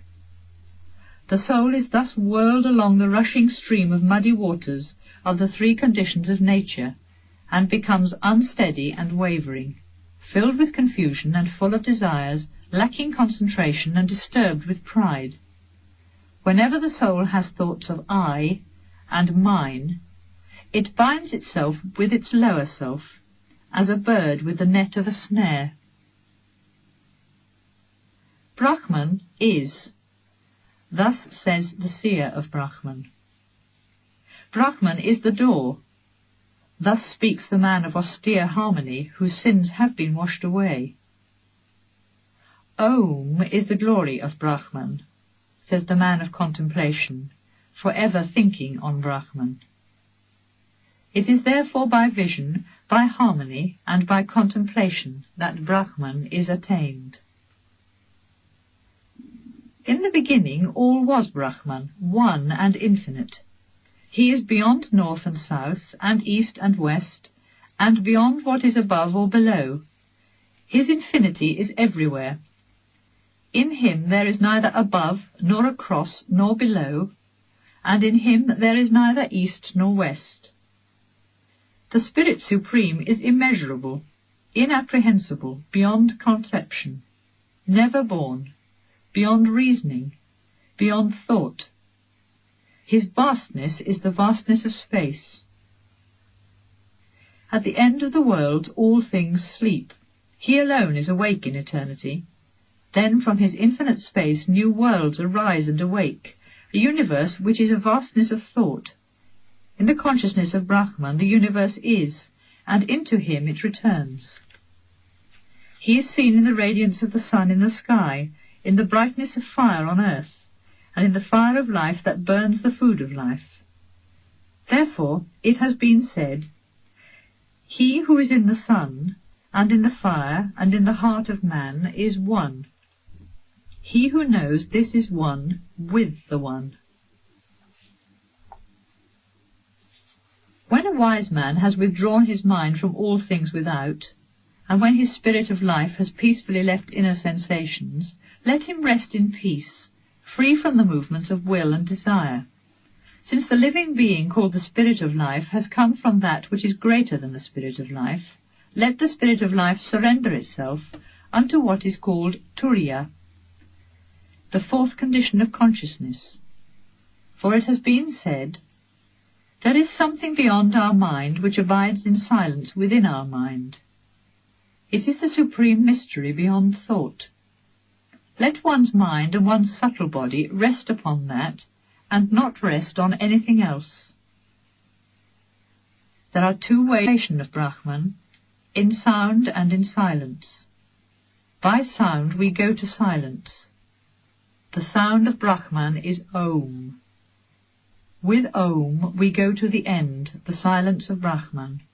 The end is immortality, union and peace.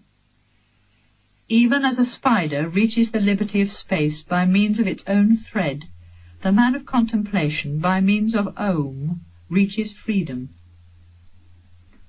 The sound of Brahman is Om. At the end of Om there is silence. It is a silence of joy. It is the end of the journey where fear and sorrow are no more, steady, motionless, never falling, everlasting, immortal. It is called the omnipresent Vishnu. In order to reach the highest, consider in adoration the sound and the silence of Brahman. For it has been said, God is sound and silence.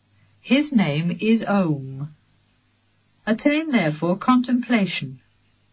Contemplation in silence on him. Even as fire without fuel finds peace in its resting place, when thought becomes silence, the soul finds peace in its own source. And when a mind which longs for truth finds the peace of its own source, then those false inclinations cease, which were the result of former actions done in the delusion of the senses. Samsara, the transmigration of life, takes place in one's own mind. Let one, therefore, keep the mind pure, for what a man thinks, that he becomes. This is a mystery of eternity. A quietness of mind overcomes good and evil works, and in quietness the soul is one. Then one feels the joy of eternity. If men thought of God as much as they think of the world, who would not attain liberation?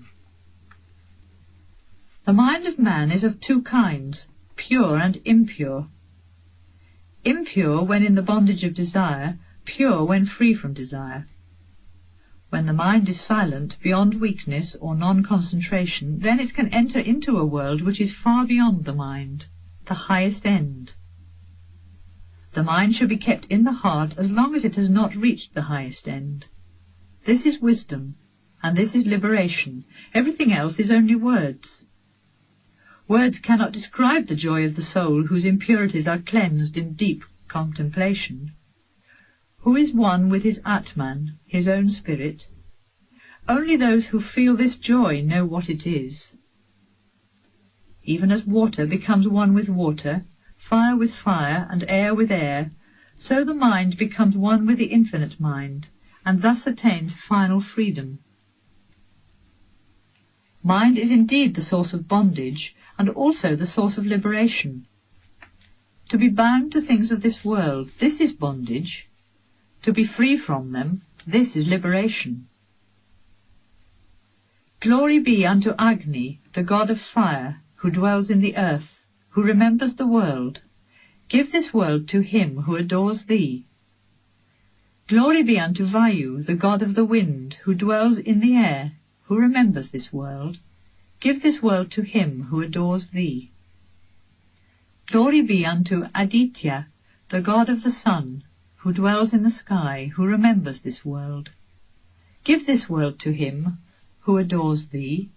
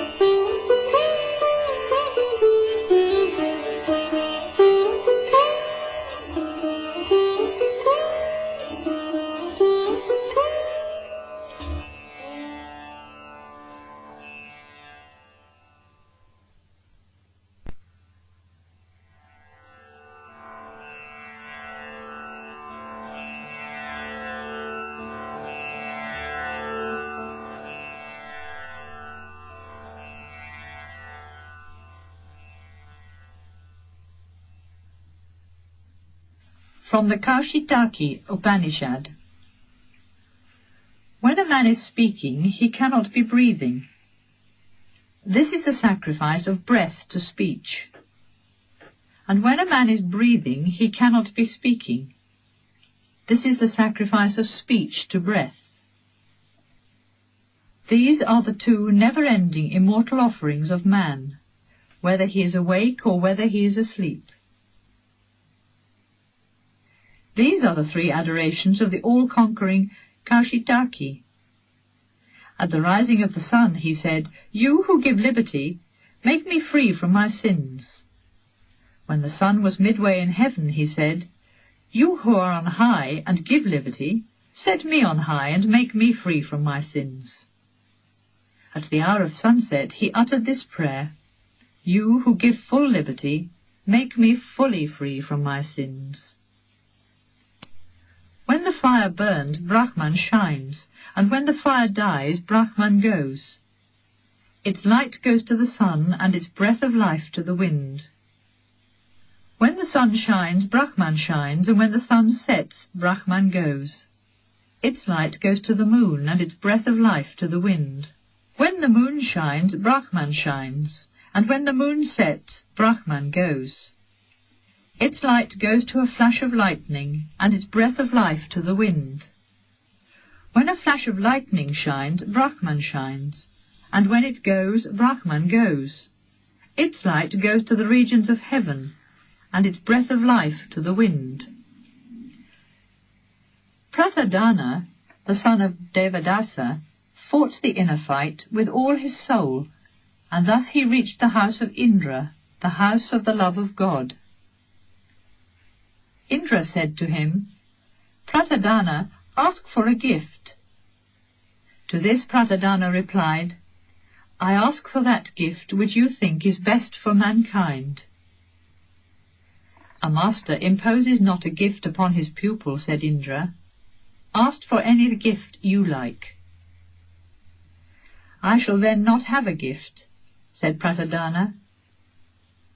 But Indra left not the path of truth, for God is truth. He thus said to Pratadana, "Know me, for this is the best for man, to know God." Then Indra spoke, "I am the breath of life, and I am the consciousness of life. Adore me and think of me as life and immortality. The breath of life is one. When we speak, life speaks. When we see, life sees. When we hear, life hears. When we think, life thinks. When we breathe, life breathes. And there is something greater than the breath of life, for one can live without speech. We can see the dumb. One can live without sight. We can see the blind. One can live without hearing. We can see the deaf. One can live without a right mind. We can see those who are mad. But it is the consciousness of life which becomes the breath of life and gives life to a body. The breath of life is the consciousness of life, and the consciousness of life is the breath of life. When consciousness rules speech, with speech we can speak all words. When consciousness rules breath, with in-breath we can smell all perfumes. When consciousness rules the eye, with the eye we can see all forms. When consciousness rules the ear, with the ear we can hear all sounds. When consciousness rules the tongue, with the tongue we can savour all tastes. When consciousness rules the mind, with the mind we can think all thoughts. It is not speech which we should want to know. We should know the speaker. It is not things seen which we should want to know. We should know the seer. It is not sound which we should want to know. We should know the hearer. It is not mind which we should want to know. We should know the thinker.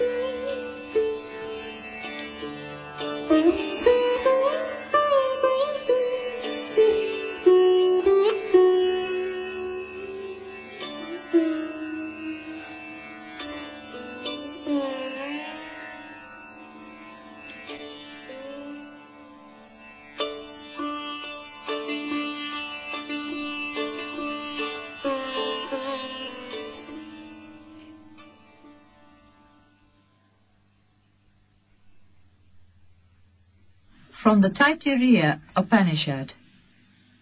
I will speak words of truth, and the words of the divine law shall be on my lips. Master and disciple, may the light of sacred knowledge illumine us, and may we attain the glory of wisdom. O Lord, let me come unto thee, and come thou unto me. O Lord, in thy waters, O my Lord, may I wash my sins away. What is needful? Righteousness and sacred learning and teaching. Truth and sacred learning and teaching. Meditation and sacred learning and teaching. Self-control and sacred learning and teaching. Peace and sacred learning and teaching. Ritual and sacred learning and teaching. Humanity and sacred learning and teaching. Satyavakas, the truthful, says, truth. Tarpanitya, the austere, says, austerity. But Naka, who is beyond pain, says, learning and teaching, for they are austerity, for they are austerity. He who knows Brahman, who is truth, consciousness, and infinite joy, hidden in the inmost of our soul and in the highest heaven, enjoys all things he desires in communion with the all-knowing Brahman. From Atman, Brahman, in the beginning came space. From space came air, from air fire, from fire water. From water came solid earth, from earth came living plants, from plants food and seed, and from seed and food came a living being, man. Who denies God denies himself. Who affirms God affirms himself. Joy comes from God. Who could live and who could breathe if the joy of Brahman filled not the universe? If a man places a gulf between himself and God, this gulf will bring fear. But if a man finds the support of the invisible and ineffable, he is free from fear. Words and mind go to him, but reach him not and return. But he who knows the joys of Brahman fears no more. Once Bhrigu Varuni went to his father Varuna and said, "Father, explain to me the mystery of Brahman." Then his father spoke to him of the food of the earth, of the breath of life, of the one who sees, of the one who hears, of the mind that knows, and of the one who speaks. And he further said to him, "Seek to know him from whom all beings have come, by whom they all live, and unto whom they all return. He is Brahman." So Bhrigu went and practiced tapas, spiritual prayer. Then he thought that Brahman was food of the earth, for from the earth all beings have come. By food of the earth they all live, and they all return. After this he went again to his father Varuna and said, "Father, explain further to me the mystery of Brahman." To him his father answered, "Seek to know Brahman by tapas, by prayer, because Brahman is prayer." So Bhrigu went and practiced tapas, spiritual prayer. Then he thought that Brahman was life, for from life all beings have come. By life they all live, and unto life they all return. After this he went again to his father Varuna and said, "Father, explain further to me the mystery of Brahman." To him his father answered, "Seek to know Brahman by tapas, by prayer, because Brahman is prayer." So Bhrigu went and practiced tapas, spiritual prayer. Then he thought that Brahman was mind, and from mind all beings have come, by mind they all live, and unto mind they all return.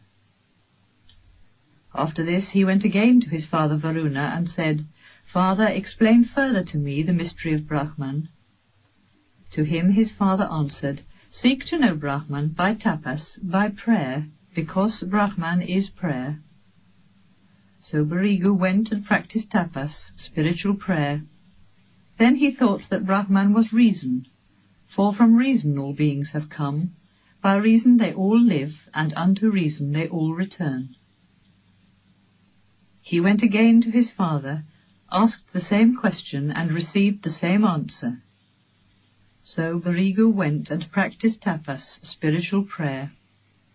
And then he saw that Brahman is joy, for from joy all beings have come. By joy they all live, and unto joy they all return.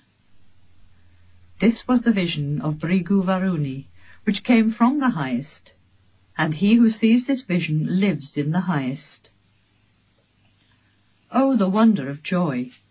I am the food of life, and I am he who eats the food of life. I am the two in one.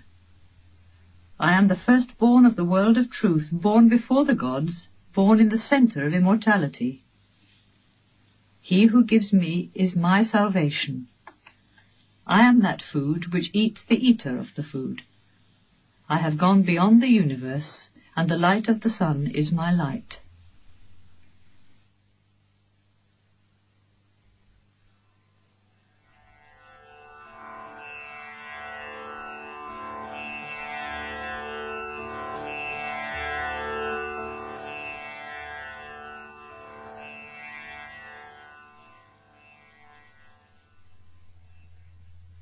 From the Chandogya Upanishad. Wherefrom do all these worlds come? They come from space. All beings arise from space, and into space they return. Space is indeed their beginning, and space is their final end. Prajapati, the creator of all, rested in life-giving meditation over the worlds of his creation, and from them came the 3 Vedas. He rested in meditation, and from those came the 3 sounds, Buhur, Bhuvas, Svar, earth, air, and sky. He rested in meditation, and from the 3 sounds came the sound Om. Even as all leaves come from a stem, all words came from the sound Om. Om is the whole universe. Om is in truth the whole universe. Great is the Gayatri, the most sacred verse of the Vedas. But how much greater is the infinity of Brahman? 1/4 of his being is this whole vast universe. The other 3/4 are his heaven of immortality. There is a light that shines beyond all things on earth, beyond us, beyond the heavens, beyond the highest, beyond the very highest heavens. This is the light that shines in our heart. All this universe is in truth Brahman. He is the beginning and end and life of all. As such, in silence, give unto him adoration. Man in truth is made of faith. As his faith is in this life, so he becomes in the beyond. With faith and vision there is a spirit that is mind and life, light and truth and vast spaces. He contains all works and desires, and all perfumes and all tastes. He enfolds the whole universe, and in silence is loving to all. This is the spirit that is in my heart, smaller than a grain of rice, or a grain of barley, or a grain of mustard seed, or a grain of canary seed, or the kernel of a grain of canary seed. This is the spirit that is in my heart, greater than the earth, greater than the sky, greater than heaven itself, greater than all these worlds. He contains all works and desires, and all perfumes, and all tastes. He enfolds the whole universe, and in silence is loving to all. This is the spirit that is in my heart. This is Brahman. To him I shall come when I go beyond this life, and to him will come he who has faith and doubts not. Thus said Sandilya. I go to the imperishable treasure, by his grace, by his grace, by his grace. I go to the spirit of life, by his grace, by his grace, by his grace. I go to the spirit of the earth, by his grace, by his grace, by his grace. I go to the spirit of the air, by his grace, by his grace, by his grace. I go to the spirit of the heavens, by his grace, by his grace, by his grace. A man is a living sacrifice. The first 24 years of his life are the morning offering of the Soma wine, because the holy Gayatri has 24 sounds, and the chanting of the Gayatri is heard in the morning offering. The Vasus, the gods of the earth, rule this offering. If a man should be ill during that time, he should pray, "With the help of the Vasus, the powers of my life, may my morning offering last until my midday offering, and may not my sacrifice perish whilst the Vasus are the powers of my life." The next 44 years of his life are the midday offering of the Soma wine, because the holy Trishtuba has 44 sounds. and the chanting of the Trituba is heard with the midday offering. The Rudras, the gods of the air, rule this offering. If a man should be ill during that time, he should pray, "With the help of the Rudras, the powers of my life, may my midday offering last until my evening offering, and may not my sacrifice perish whilst the Rudras are the powers of my life." The next 48 years of his life are the evening offering, because the holy Jagati has 48 sounds, and the chanting of the Jagati is heard with the evening offering. The Adityas, the gods of light, rule this offering. If a man should be ill during that time, he should pray, "With the help of the Adityas, the powers of my life, let my evening offering last until the end of a long life, and may not my sacrifice perish whilst the Adityas are the powers of my life." Mahidasa Aitareva knew this when he used to say, "Why should I suffer an illness when I am not going to die?" And he lived 116 years. We should consider that in the inner world Brahman is consciousness, and we should consider that in the outer world Brahman is space. These are the two meditations. Once Satyakama went to his mother and said, "Mother, I wish to enter upon the life of a religious student. Of what family am I?" To him she answered, "I do not know, my child, of what family thou art. In my youth I was poor, and served as a maid many masters, and then I had thee. I therefore do not know of what family thou art. My name is Jabala, and thy name is Satyakama. Thou mayst call thyself Satyakama Jabala." The boy went to the master, Haridrumata Gautama, and said, "I want to become a student of sacred wisdom. May I come to you, master?" To him the master asked, "What family art thou, my son?" "I do not know of what family I am," answered Satyakama. "I asked my mother, and she said, 'I do not know, my child, of what family thou art. In my youth I was poor, and served as a maid many masters, and then I had thee. I therefore do not know of what family thou art. My name is Jabala, and thy name is Satyakama. I am therefore Satyakama Jabala, master." To him Master Gautama said, "Thou art a Brahman, since thou hast not gone away from truth. Come, my son, I will take thee as a student." Om. There lived once a boy, Svetaketu Aruneya by name. One day his father spoke to him in this way, "Svetaketu, go and become a student of sacred wisdom. There is no one in our family who has not studied the holy Vedas, and who might only be given the name of Brahman by courtesy." The boy left at the age of 12, and having learnt the Vedas, he returned home at the age of 24, very proud of his learning, and having a great opinion of himself. His father, observing this, said to him, "Svetaketu, my boy, you seem to have a great opinion of yourself. You think you are learned, and you are very proud. Have you asked for that knowledge whereby what is not heard is heard, what is not thought is thought, and what is not known is known?" "What is that knowledge, father?" asked Svetaketu. "Just as by knowing a lump of clay, my son, all that is clay can be known, since any differences are only words, and the reality is clay.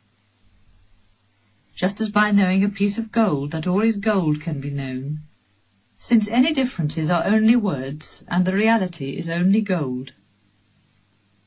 And just as by knowing a piece of iron all that is iron is known, since any differences are only words, and the reality is only iron." Svetaketu said, "Certainly my honoured masters knew not this themselves. If they had known, why would they not have told me? Explain this to me, father." "So be it, my child." Bring me a fruit from this banyan tree. Here it is, father. Break it. It is broken, sir. What do you see in it? Very small seeds, sir. Break one of them, my son. It is broken, sir. What do you see in it? Nothing at all, sir. Then his father spoke to him. My son, from the very essence in the seed which you cannot see, comes in truth this vast banyan tree. Believe me, my son, an invisible and subtle essence is the spirit of the whole universe. That is reality. That is Atman. Thou art that. Explain more to me, father, said Svetaketu. So be it, my son. Place this salt in water, and come to me tomorrow morning. Svetaketu did as he was commanded, and in the morning his father said to him, Bring me the salt you put into the water last night. Svetaketu looked into the water, but he could not find it, for it had dissolved. His father then said, Taste the water from this side. How is it? It is salt. Taste it from the middle. How is it? It is salt. Taste it from that side. How is it? It is salt. Look for the salt again, and come again to me. The son did so, saying, I cannot see the salt, I only see water. His father then said, In the same way, O my son, you cannot see the spirit, but in truth he is here. An indivisible and subtle essence is the spirit of the whole universe. That is reality. That is truth. Thou art that. Explain more to me, father. So be it, my son. Even as a man, O my son, who had been led blindfolded from his land of the Gandharas, and then left in a desert place, might wander to the east and north and south, he had been taken blindfolded, and left in an unknown place. But if a good man took off his bandage and told him, In that direction is the land of the Gandharas, go in that direction, then if he were a wise man he would go asking from village to village, until he would have reached this land of the Gandharas. So it happens in this world to a man who has a master to direct him to the land of the spirit. Such a man can say, I shall wander in this world until I attain liberation, but then I shall go and reach my home. This invisible and subtle essence is the spirit of the whole universe. That is reality. That is truth. Thou art that. Is there anything higher than thought? Meditation is in truth higher than thought. The earth seems to rest in silent meditation, and the waters and the mountains and the sky and the heavens seem all to be in meditation. Whenever a man attains greatness on this earth, he has his reward according to his meditation. When a man speaks words of truth, he speaks words of greatness. Know the nature of truth. When a man knows, he can speak truth. He who does not know cannot speak truth. Know the nature of knowledge. When a man thinks, then he can know. He who does not think does not know. Know the nature of thought. When a man has faith, then he thinks. He who has not faith does not think. Know the nature of faith. When there is progress, one sees and has faith. Where there is no progress, there is no faith. Know the nature of progress. Where there is creation, there is progress. Where there is no creation, there is no progress. Know the nature of creation. Where there is joy, there is creation. Where there is no joy, there is no creation. Know the nature of joy. Where there is the infinite, there is joy. There is no joy in the finite. Only in the infinite there is joy. Know the nature of the infinite. Where nothing else is seen or heard or known, there is the infinite. Where something else is seen or heard or known, there is the finite. The infinite is immortal. but the finite is mortal. Where does the infinite rest? On his own greatness, or not even on his own greatness. In this world they call the greatness of possession of cattle and horses, elephants and gold, servants and wives, lands and houses, but I do not call this greatness, for here one thing depends upon another. But the infinite is above and below, north and south, and east and west. The infinite is the whole universe. I am above and below, north and south, and east and west. I am the whole universe. Atman is above and below, north and south, and east and west. Atman is the whole universe. He who sees knows, and understands this. Who finds in Atman the spirit, his love and his pleasure, and his union and his joy, becomes a master of himself. His freedom, then, is infinite. But those who see not this become the servants of other masters, and in the worlds that pass away attain not their liberation. Om. In the centre of the castle of Brahman, our own body, there is a small shrine in the form of a lotus flower, and within can be found a small space.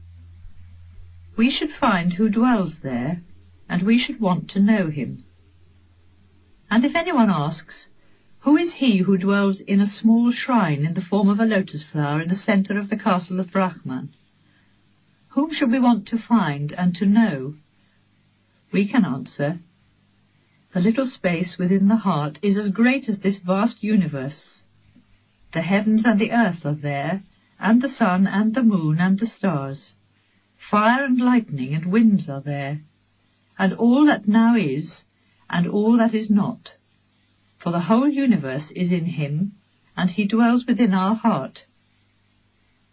And if they should say, if all things are in the castle of Brahman, all being desires, what remains when old age overcomes the castle, or when the life of the body is gone?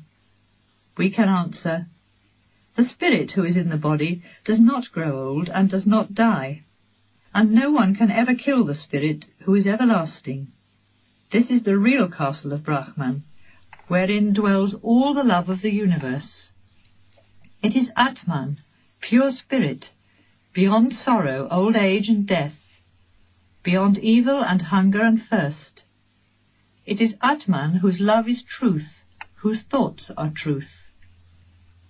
Even as here on earth the attendants of a king obey their king, and are with him wherever he is, and go with him wherever he goes, so all love which is truth, and all thoughts of truth, obey the Atman, the spirit. And even as here on earth all work done in time ends in time, so in the world to come even the good works of the past pass away. Therefore those who leave this world, and have not found their soul, and that love which is truth, find not their freedom in other worlds. But those who leave this world and have found their soul, and that love which is truth, for them there is the liberty of the spirit, in this world and in the world to come. There is a bridge between time and eternity, and this bridge is Atman, the spirit of man. Neither day nor night cross that bridge, nor old age, nor death, nor sorrow. Evil or sin cannot cross that bridge, because the world of the spirit is pure. This is why, when this bridge has been crossed, the eyes of the blind can see, the wounds of the wounded are healed, and the sick man becomes whole from his sickness. To one who goes over that bridge, the night becomes like unto day, because in the worlds of the spirit there is a light which is everlasting. There is a spirit which is pure, and which is beyond old age and death, and beyond hunger and thirst and sorrow. This is Atman, the spirit in man. All the desires of this spirit are truth. It is this spirit that we must find and know. Man must find his own soul. He who has found and knows his soul has found all the worlds, has achieved all his desires. Thus spoke Prajapati. The gods and the devils heard these words, and they said, Come, let us go and find the Atman. Let us find the soul, so that we may obtain all our desires." Then Indra amongst the gods, and Virokahana amongst the devils, went without telling each other to see Prajapati, carrying fuel in their hands as a sign that they wanted to be his pupils. And so for 32 years they both lived with Prajapati the life of religious students.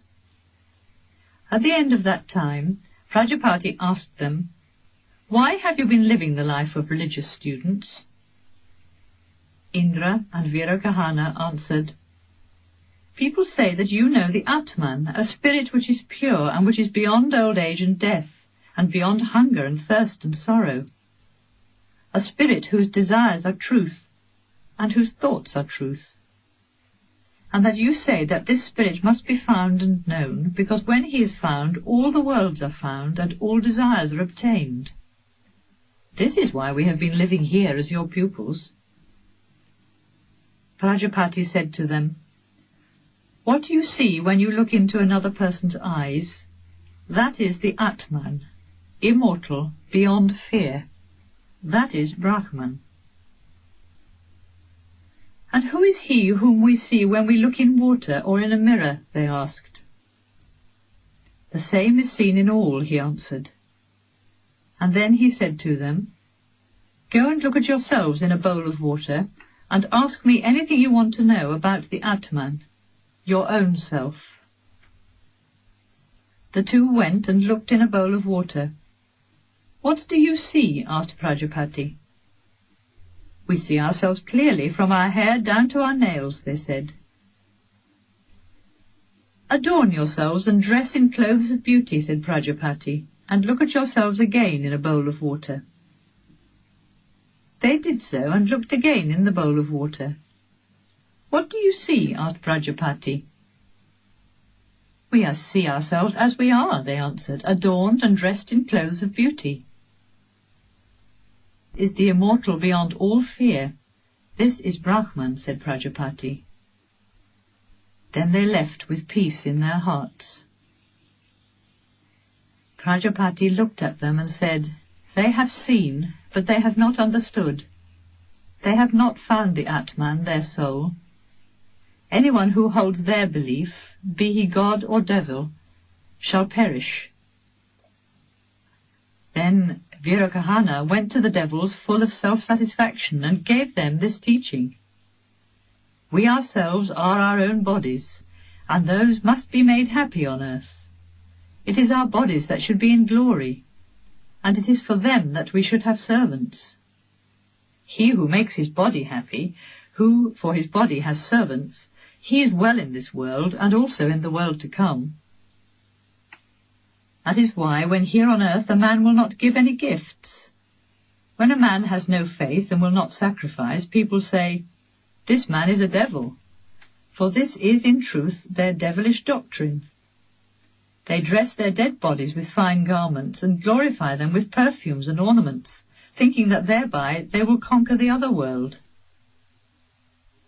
But before Indra had returned to the gods, he saw the danger of this teaching, and he thought, "If ourself, our Atman, is the body, and is dressed in clothes of beauty when the body is, and is covered with ornaments when the body is, then when the body is blind, the self is blind, and when the body is lame, the self is lame, and when the body dies, our self dies. I cannot find any joy in this doctrine." He therefore went back to Prajapati with fuel in hand as a sign that he wanted to be his pupil.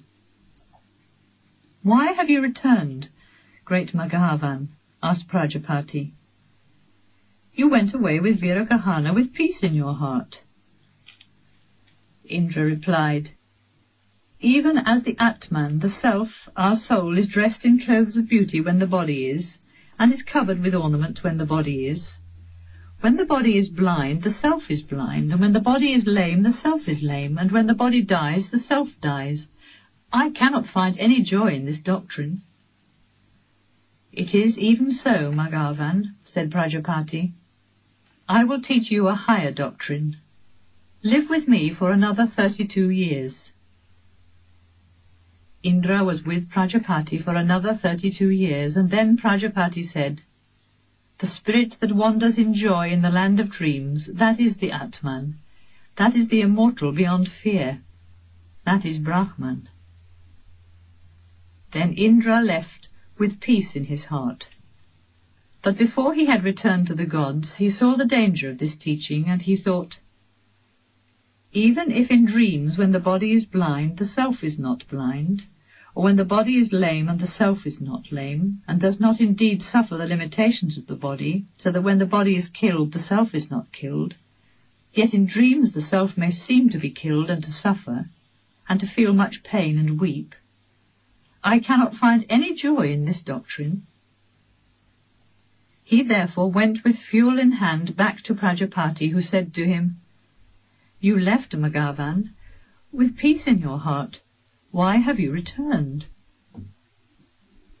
Indra replied, "Even if in dreams when the body is blind, the Atman is not blind, or when the body is lame, the Atman is not lame, and indeed does not suffer the limitations of the body, so that when the body is killed, the self is not killed, yet in dreams the self may seem to be killed and suffer, and to feel much pain and weep, I cannot find any joy in this doctrine." "What you say is true, Maghavan," said Prajapati. "I will teach you a higher doctrine. Live with me for another 32 years. Indra was with Prajapati another 32 years, and then Prajapati said, "The spirit who is sleeping without dreams in the silent quietness of deep sleep, that is the Atman. That is the immortal beyond fear. That is Brahman." Then Indra left with peace in his heart. But before he had reached the gods, he saw the danger of this teaching, and he thought, "If a man is in deep sleep without dreams, he cannot even say 'I am,' and he cannot know anything. He in truth falls into nothingness. I cannot find any joy in this doctrine." And he went again to Prajapati with fuel in hand. "Why have you returned, Maghavan? You left with peace in your heart?" asked Prajapati. Indra replied, "If a man is in deep sleep without dreams, he cannot even say 'I am,' and he cannot know anything. He in truth falls into nothingness. I cannot find any joy in this doctrine." "What you say is true, Maghavan," said Prajapati. "I will teach you a higher doctrine, the highest that can be taught. Live with me now for 5 years." And Indra lived with Prajapati for 5 years. He lived with Prajapati a total of years 101. This is why people say, "Great Indra lived with Prajapati the life of chastity, of a Brahmaraya, spiritual student, for 131 years. Prajapati then spoke to Indra. "It is true that the body is mortal, that it is under the power of death, but it is also the dwelling of Atman, the spirit of immortal life. The body, the house of the spirit, is under the power of pleasure and pain, and if a man is ruled by his body, then this man can never be free. But when a man is in the joy of the spirit, in the spirit which is ever free, then this man is free from all bondage, the bondage of pleasure and pain. The wind has not a body, nor lightning, nor thunder, nor clouds. But when those rise into the higher spheres, then they find their body of light. In the same way, when the soul is in silent quietness, it arises and leaves the body, and reaching the Spirit Supreme, finds there its body of light. It is the land of infinite liberty where, beyond its mortal body, the spirit of man is free. There can he laugh and sing of his glory with ethereal women and friends. He enjoys ethereal chariots, and forgets the cart of his body on earth. For as a beast is attached to a cart, so on earth the soul is attached to a body. Know that when the eye looks into space, it is the spirit of man that sees. The eye is the only organ of sight. When one says, "I feel this perfume," it is the spirit that feels. he uses the organ of smell. When one says, "I am speaking," it is the spirit that speaks. The voice is the organ of speech. When one says, "I am hearing," it is the spirit that hears. The ear is the organ of hearing. And when one says, "I think," it is the spirit that thinks. The mind is the organ of thought. It is because of the light of the spirit that the human mind can see and can think and enjoy this world. All the gods in the heaven of Brahman adore in contemplation their infinite spirit supreme. This is why they have all joy, and all the worlds, and all desires. And the man who on this earth finds and knows Atman, his own self, has all his holy desires, and all the worlds, and all joy. Thus spoke Prajapati. Thus in truth spoke Prajapati.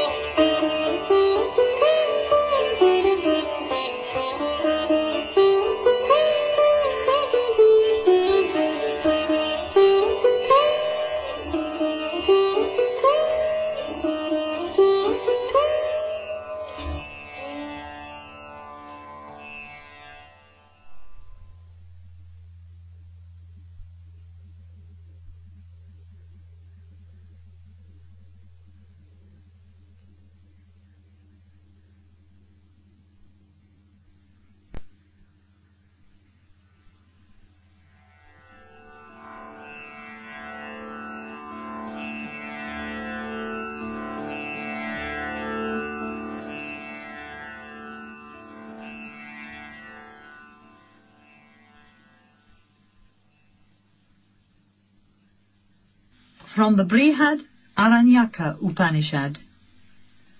From delusion lead me to truth, from darkness lead me to light, from death lead me to immortality. This universe is a trinity, and this is made of name, form, and action. The source of all names is the Word, for it is by the Word that all names are spoken. The Word is behind all names, even as Brahman is behind the Word. The source of all forms is the eye, for it is by the eye that all forms are seen. The eye is behind all forms, even as Brahman is behind the eye. The source of all actions is the body, for it is by the body that all actions are done.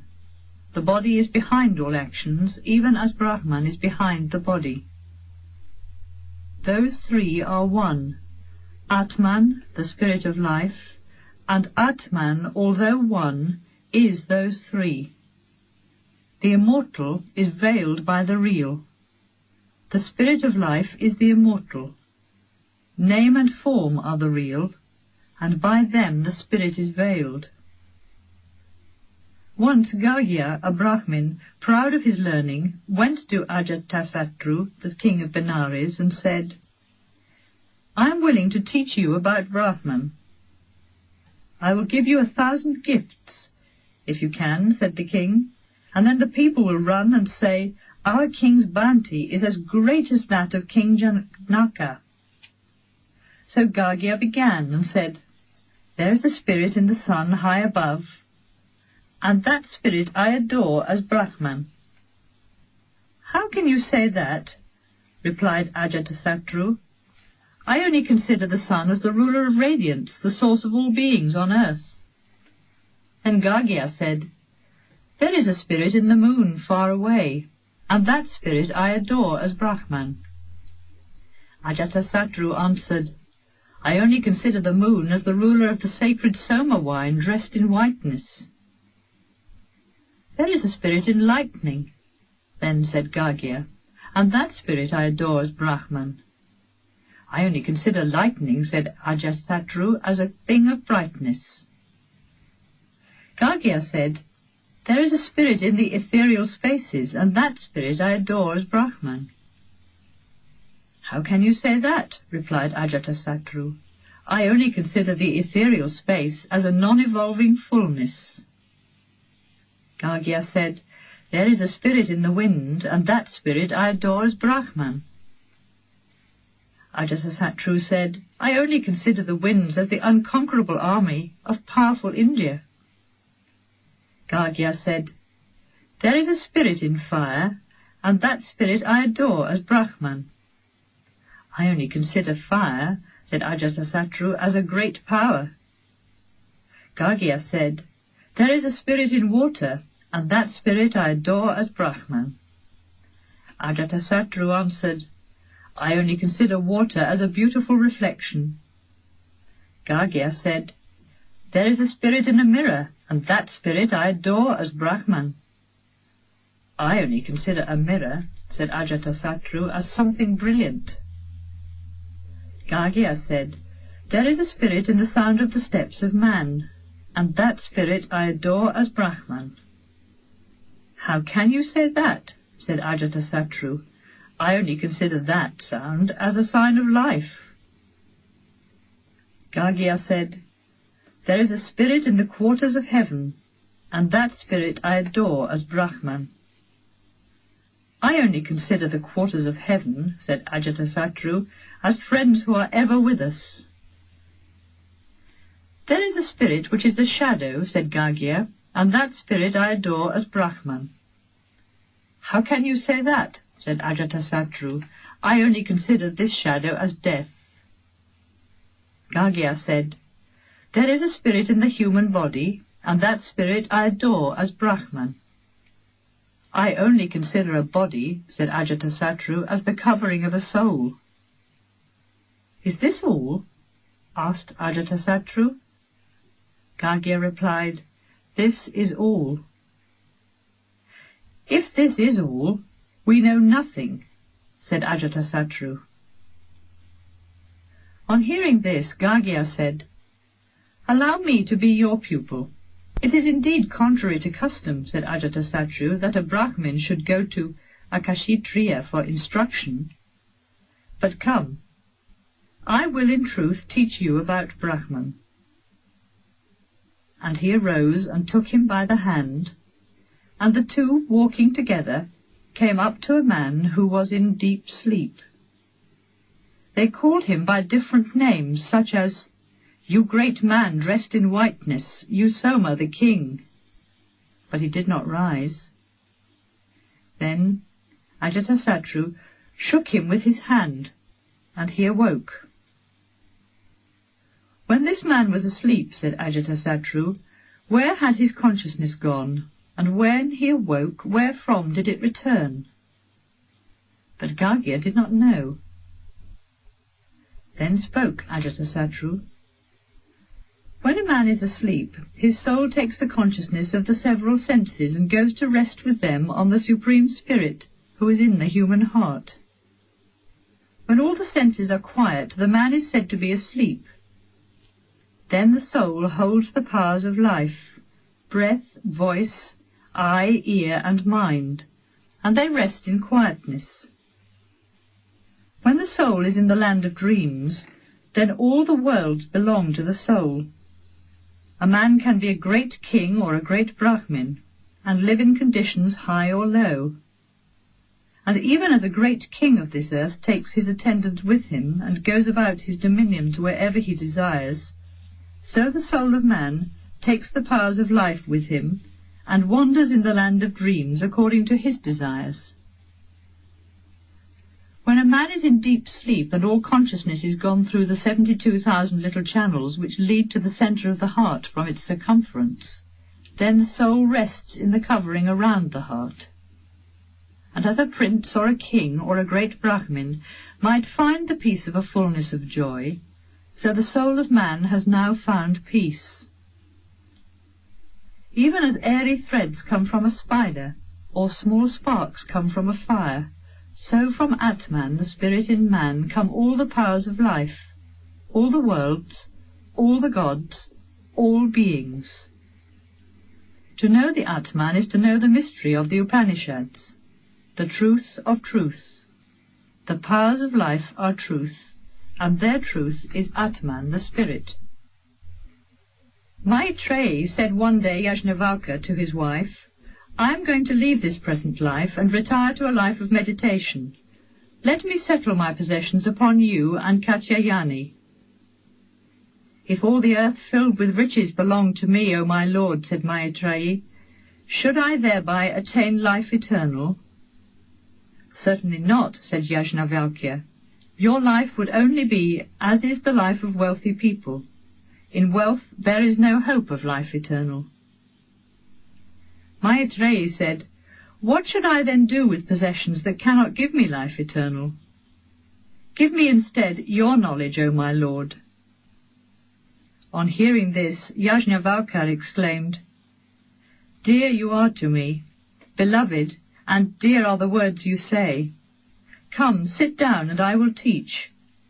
But hear my words with deep attention."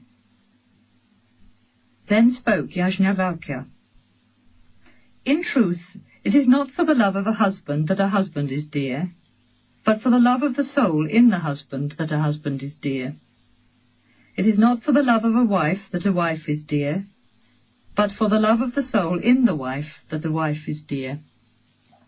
It is not for the love of children that children are dear, but for the love of the soul in children that children are dear. It is not for the love of riches that riches are dear, but for the love of the soul in riches that riches are dear. It is not for the love of religion that religion is dear, but for the love of the soul in religion that religion is dear. It is not for the love of power that power is dear, but for the love of the soul in power that power is dear. It is not for the love of the heavens that the heavens are dear, but for the love of the soul in the heavens that the heavens are dear. It is not for the love of the gods that the gods are dear, but for the love of the soul in the gods that the gods are dear. It is not for the love of creatures that creatures are dear, but for the love of the soul in creatures that creatures are dear. It is not for the love of the all that the all is dear, but for the love of the soul in the all that the all is dear. It is the soul, the spirit, the self, that must be seen and be heard and have our thoughts and meditation. O Maitri, when the soul is seen, is thought upon and is known, then all that is becomes known. Religion will abandon the man who thinks that religion is apart from the soul. Power will abandon the man who thinks that power is apart from the soul. The gods will abandon the man who thinks that the gods are apart from the soul. Creatures will abandon the man who thinks that creatures are apart from the soul. And all will abandon the man who thinks that the all is apart from the soul, because religion, power, heavens, beings, gods, and all rest on the soul. As when a drum is being beaten, its sound cannot be holden, but by seizing the drum or the beater of the drum, the sounds are holden. As when a conch is being blown, its sound cannot be holden, but by seizing the conch or the blower of the conch, the sounds are holden. As when a lute is being played, its sounds cannot be holden, but by seizing the lute or the player of the lute, the sounds are holden. So it is with the spirit, the soul. As when a lump of salt is thrown into water, and therein being dissolved it cannot be grasped again, but wherever the water is taken it is found salt in the same way, O Maitri, the Supreme Spirit is an ocean of pure consciousness, boundless and infinite. Arising out of the elements, into them it returns again. There is no consciousness after death. Thus spoke Yajnavalkya. Thereupon Maitri said, "I am amazed, O my lord, to hear that after death there is no consciousness." To this Yajnavalkya replied, I am not speaking words of amazement, but sufficient for wisdom is what I say. For where there seems to be a duality, there one sees another, one hears another, one feels another's perfume, one thinks of another, one knows another. But when all has become spirit, one's own self, how and whom could one see? How and whom could one hear? How and of whom could one feel the perfume? How and to whom could one speak? How and whom could one know? How can one know him who knows all? How can the knower be known?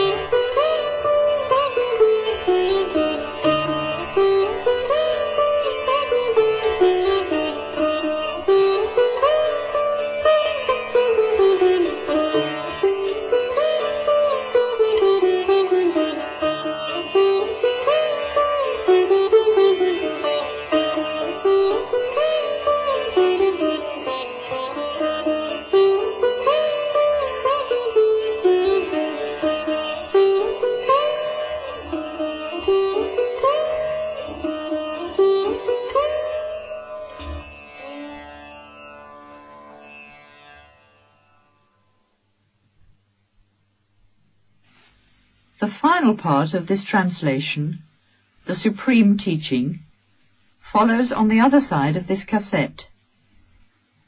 I suggest you now wind fast forward to the end and turn the cassette over. The Supreme Teaching. Prologue. To Janaka, king of Videha, came once Yajnavalkya, meaning to keep in silence the supreme secret wisdom. But once, when Janaka and Yajnavalkya had been holding a discussion at the offering of the sacred fire, Yajnavalkya promised to grant the king any wish, and the king chose to ask questions according to his desire. Therefore, Janaka, king of Videha, began and asked this question. Yajnavalkya, what is the light of man? The sun is his light, O king, he answered. It is by the light of the sun that a man rests, goes forth, does his work, and returns. This is so in truth, Yajnavalkya. And when the sun is set, what is then the light of man? The moon then becomes his light, he replied. It is by the light of the moon that a man rests, goes forth, does his work, and returns. This is so in truth, Yajnavalkya. And when the sun and the moon are set, what is then the light of man? Fire then becomes his light. It is by the light of fire that a man rests, goes forth, does his work, and returns. And when the sun and the moon are set, Yajnavalkya, and the fire has sunk down, what is then the light of man? Voice then becomes his light, and by the voice as his light he rests, goes forth, does his work, and returns. Therefore, in truth, O king, when a man cannot see even his own hand, if he hears a voice, after that he wends his way. This is so in truth, Yajnavalkya, and when the sun is set, Yajnavalkya, and the moon is also set, and the fire has sunk down, and the voice is silent, what is then the light of man? The soul then becomes his light, and by the light of the soul he rests, goes forth, does his work, and returns. What is the soul? Asked then the king of Videha. Waking and dreaming. Yajnavalkya spoke. It is the consciousness of life, it is the light of the heart. For ever remaining the same, the spirit of man wanders in the world of waking life and also in the world of dreams. He seems to wander in thought, he seems to wander in joy. But in the rest of deep sleep he goes beyond this world and beyond its fleeting forms. For in truth, when the spirit of man comes to life and takes a body, then he is joined with mortal evils. But when at death he goes beyond, then he leaves evil behind.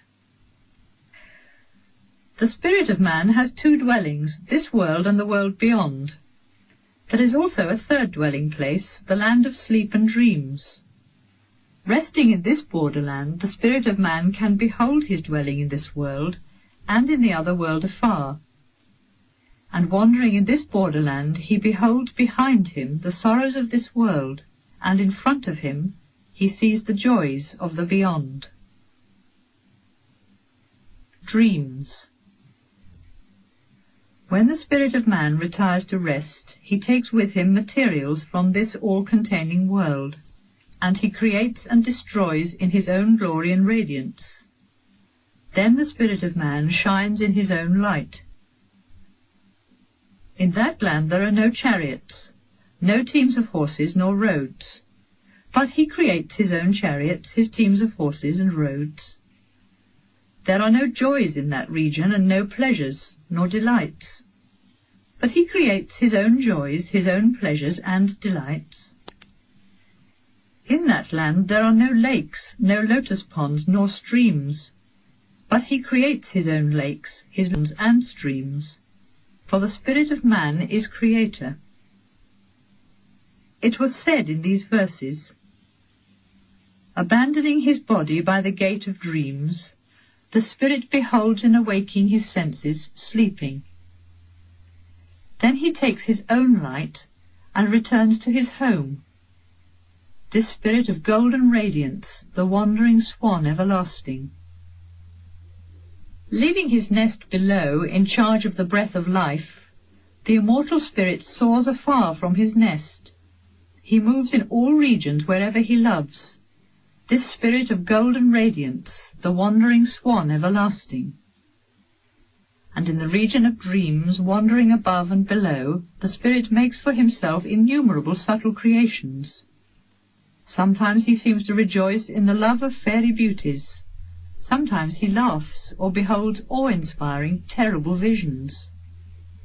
People see his field of pleasure, but he can never be seen. So they say that one should not wake up a person suddenly, for hard to heal would he be if the spirit did not return. They say also that dreams are like the waking state, for what is seen when awake is seen again in a dream. What is true is that the spirit shines in his own light. I give you 1,000 gifts, said then the king of Videha, but tell me of the higher wisdom that leads to liberation. When the spirit of man has had his joy in the land of dreams, and in his wanderings there has beholden good and evil, he then returns to this world of waking. But whatever he has seen does not return with him, for the spirit of man is free. And when he has had his joy in this world of waking, and all his wanderings here has beholden good and evil, he returns by the same path again to the land of dreams. Even as a great fish swims along the two banks of a river, first along the eastern bank and then along the western bank, in the same way the spirit of man moves along beside his two dwellings, this waking world and the land of sleep and dreams. Deep sleep. Even as a falcon or an eagle, after soaring in the sky, folds his wings for he is weary and flies down to his nest, even so the spirit of man hastens to that place of rest where the soul has no desires and the spirit sees no dreams. What was seen in a dream, all the fears of waking, such as being slain or oppressed, pursued by an elephant, or falling into an abyss, is seen to be a delusion. But when, like a king or a god, the spirit feels, I am all, then he is in the highest world.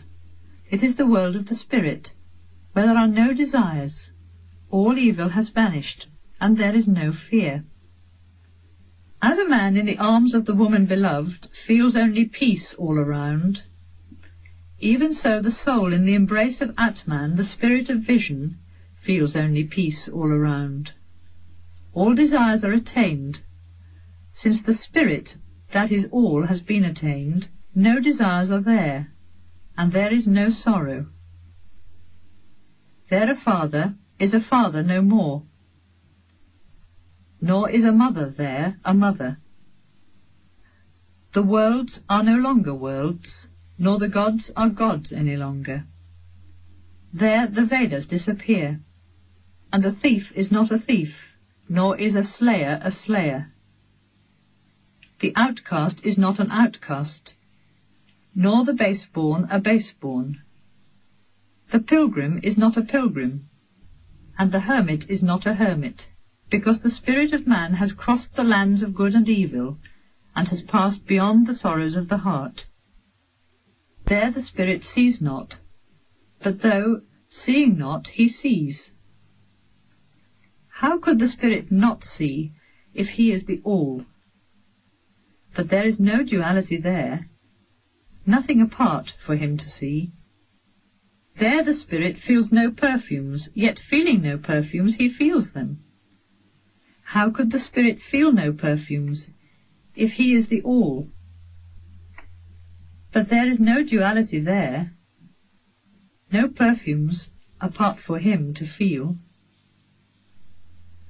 There the spirit tastes not, yet tasting not he tastes. How could the spirit not taste, if he is the all? But there is no duality there, nothing apart for him to taste. There the spirit speaks not, yet speaking not he speaks. How could the spirit not speak, if he is the all? But there is no duality there, nothing apart for him to speak to. There the spirit hears not, yet hearing not he hears. How could the spirit not hear, if he is the all? But there is no duality there, nothing apart for him to hear. There the spirit thinks not, yet thinking not he thinks. How could the spirit not think, if he is the all? But there is no duality there, nothing apart for him to think. There the spirit touches not, yet touching not he touches. How could the spirit not touch, if he is the all? But there is no duality there, nothing apart for him to touch. There the spirit knows not, yet knowing not he knows. How could the spirit not know, if he is the all? But there is no duality there, nothing apart for him to know. For only when there seems to be a duality, there one sees another. One feels another's perfume, one tastes another, one speaks to another, one listens to another, one touches another, and one knows another. But in the ocean of spirit, the seer is alone, beholding his own immensity. This is the world of Brahman, O king. This is the path supreme. This is the supreme treasure. This is the world supreme, this is the supreme joy. Only a portion of that joy all other beings live. He who in this world attains success and wealth, who is lord of men and enjoys all human pleasures, has reached the supreme human joy. But 100 times greater than the human joy is the joy of those who have attained the heaven of the ancestors. 100 times greater than the joy of the heaven of the ancestors is the joy of the heaven of the celestial beings. 100 times greater than the joy of the heaven of the celestial beings is the joy of the gods who have attained divinity through holy works. 100 times greater than the joy of the gods who have attained divinity through holy works is the joy of the gods who are born divine, and of him who has sacred wisdom, who is pure and free from desire. 100 times greater than the joy of the gods who are born divine is the joy of the world, of the Lord of creation, and of him who has sacred wisdom, who is pure and free from desire. And 100 times greater than the joy of the Lord of creation is the joy of the world of Brahman, and of him who has sacred wisdom, who is pure and free from desire. This is the joy supreme, this is the world of the spirit, O king. I give you 1,000 gifts, said then the king of Videha, but tell me of the higher wisdom that leads to liberation. And Yajnavalkya was afraid and thought, intelligent is the king, he has cut me off from all retreat. When the spirit of man has had his joy in the land of dreams, and in his wanderings there has beholden good and evil, he returns again to this world of waking. Death. Even as a heavy-laden cart moves on groaning, even so the cart of the human body, wherein lives the spirit, moves on groaning when a man is giving up the breath of life. When the body falls into weakness on account of old age or disease, even as a mango fruit or the fruit of the holy fig tree is loosened from its stem, so the spirit of man is loosened from the human body and returns by the same way to life wherefrom he came.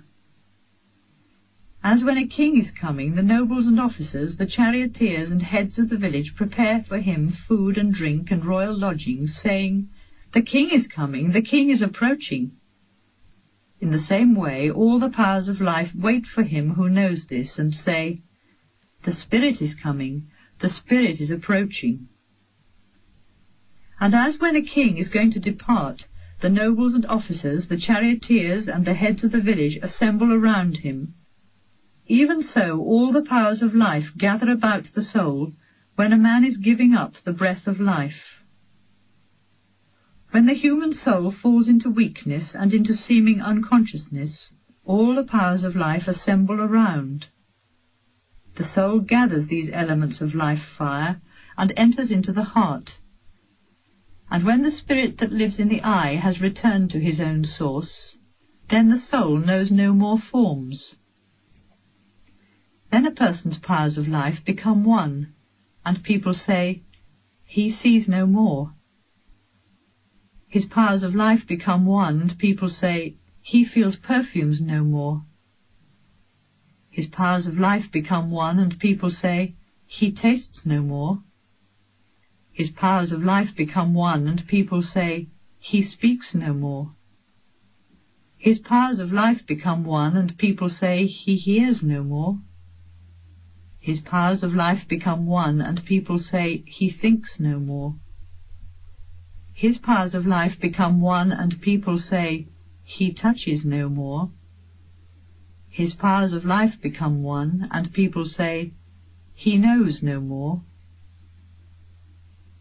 Then, at the point of the heart, a light shines, and this light illumines the soul on its way afar. When departing by the head or by the eye or other parts of the body, life arises and follows the soul, and the powers of life follow life. The soul becomes conscious and enters into consciousness. His wisdom and works take him by the hand, and the knowledge known of old. Even as a caterpillar, when coming to the end of a blade of grass, reaches out to another blade of grass, and draws itself over to it, in the same way the soul, leaving the body and unwisdom behind, reaches out to another body, and draws itself over to it. And even as a worker in gold, taking an old ornament, moulds it into a form newer and fairer, even so the soul, leaving the body and unwisdom behind, goes into a form newer and fairer, a form like that of the ancestors in heaven, or of the celestial beings, or of the gods of light, or of the Lord of creation, or of Brahma, the Creator Supreme, or a form of other beings. The soul is Brahman, the eternal. It is made of consciousness and mind. It is made of life and vision. It is made of the earth and the waters. It is made of air and space. It is made of light and darkness. It is made of desire and peace. It is made of anger and love. It is made of virtue and vice. It is made of all that is near. It is made of all that is afar. It is made of all. Karma. According as a man acts and walks in the path of life, so he becomes. He that does good becomes good. He that does evil becomes evil. By pure actions he becomes pure. By evil actions he becomes evil. And they say in truth that a man is made of desire. As his desire is, so is his faith. As his faith is, so are his works. As his works are, so he becomes. It was said in this verse, "A man comes with his actions to the end of his determination." Reaching the end of the journey begun by his works on earth, from that world a man returns to this world of human action. Thus far for the man who lives under desire. Liberation. Now as to the man who is free from desire. He who is free from desire, whose desire finds fulfillment, since the spirit is his desire, the powers of life leave him not. He becomes one with Brahman, the spirit, and enters into the spirit. There is a verse that says, "When all desires that cling to the heart disappear, then a mortal becomes immortal, and even in this life attains liberation." As the slough of a snake lies dead upon an ant-hill, even so the mortal body. But the incorporeal, immortal spirit is life and light and eternity. Concerning this are these verses. I have found the small path known of old that stretches far away. By it the sages who know the spirit arise to the regions of heaven, and thence beyond to liberation. It is adorned with white and blue, yellow and green and red. This is the path of the seers of Brahman, of those whose actions are pure, and who have inner fire and light. Into deep darkness fall those who follow action. Into deeper darkness fall those who follow knowledge. There are worlds of no joy, regions of utter darkness. To those worlds go after death those who in their unwisdom have not wakened up to light. When awake to the vision of the Atman, our own self, when a man in truth can say, "I am he," what desires could lead him to grieve in fever for the body? He who in the mystery of life has found the Atman, the spirit, and has awakened to his light, to him as creator belongs the world of the spirit, for he is this world. While we are here in this life, we may reach the light of wisdom. And if we reach it not, how deep is the darkness? Those who see the light enter life eternal. Those who live in darkness enter into sorrow. When a man sees the Atman, the self in him, God himself, the Lord of what was and of what shall be, he fears no more. Before whom the years roll, and all the days of the years, him the gods adore as the light of all lights, as life immortal. In whom the 5 hosts of beings rest, and the vastness of space, him I know as Atman immortal, him I know as eternal Brahman. Those who know him, who is the eye of the eye, the ear of the ear, the mind of the mind, and the life of life, know Brahman from the beginning of time. Even by the mind this truth must be seen. There are not many, but only one. Who sees variety and not the unity wanders on from death to death. Behold then, as one, the infinite and eternal one, who is in radiance beyond space, the everlasting soul never born. Knowing this, let the lover of Brahman follow wisdom. Let him not ponder on many words, for many words are weariness. Yajnavalkya went on. This is the great Atman, the spirit never born, the consciousness of life. He dwells in our own hearts as ruler of all, master of all, lord of all. His greatness becomes not greater by good actions, nor less great by evil actions. He is the Lord supreme, sovereign and protector of all beings, the bridge that keeps the worlds apart, that they fall not into confusion. The lovers of Brahman seek him through the sacred Vedas, through holy sacrifices, charity, penance, and abstinence.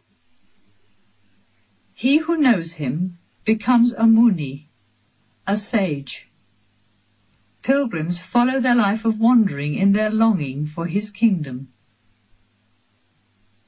Knowing this, the sages of old desired not offspring. What shall we do with offspring, said they, we who possess the spirit, the whole world? Rising above the desire of sons, wealth, and the world, they followed the life of the pilgrim. For the desire of sons and wealth is the desire of the world, and this desire is vanity. But the spirit is not this, is not this. He is incomprehensible, for he cannot be comprehended. He is imperishable, for he cannot pass away. He has no bonds of attachment, for he is free, and free from all bonds he is beyond suffering and fear. A man who knows this is not moved by grief or exultation on account of the evil or good he has done. He goes beyond both. What is done or left undone grieves him not. This was said in this sacred verse. The everlasting greatness of the seer of Brahman is not greater or less great by actions. Let man find the path of the spirit. Who has found this path becomes free from the bonds of evil. Who knows this and has found peace, he is the Lord of himself. His is a calm endurance and calm concentration.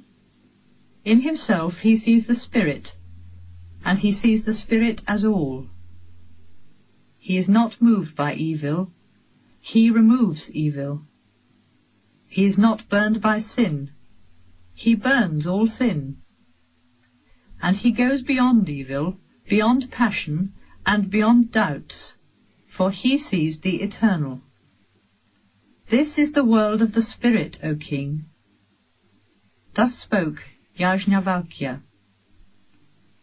O master, yours is my kingdom, and I am yours, said then the king of Videha. Epilogue. This is the great never-born spirit of man, enjoyer of the food of life and giver of treasure. He finds this treasure who knows this. This is the great never-born spirit of man, never old and immortal. This is the spirit of the universe, a refuge from all fear.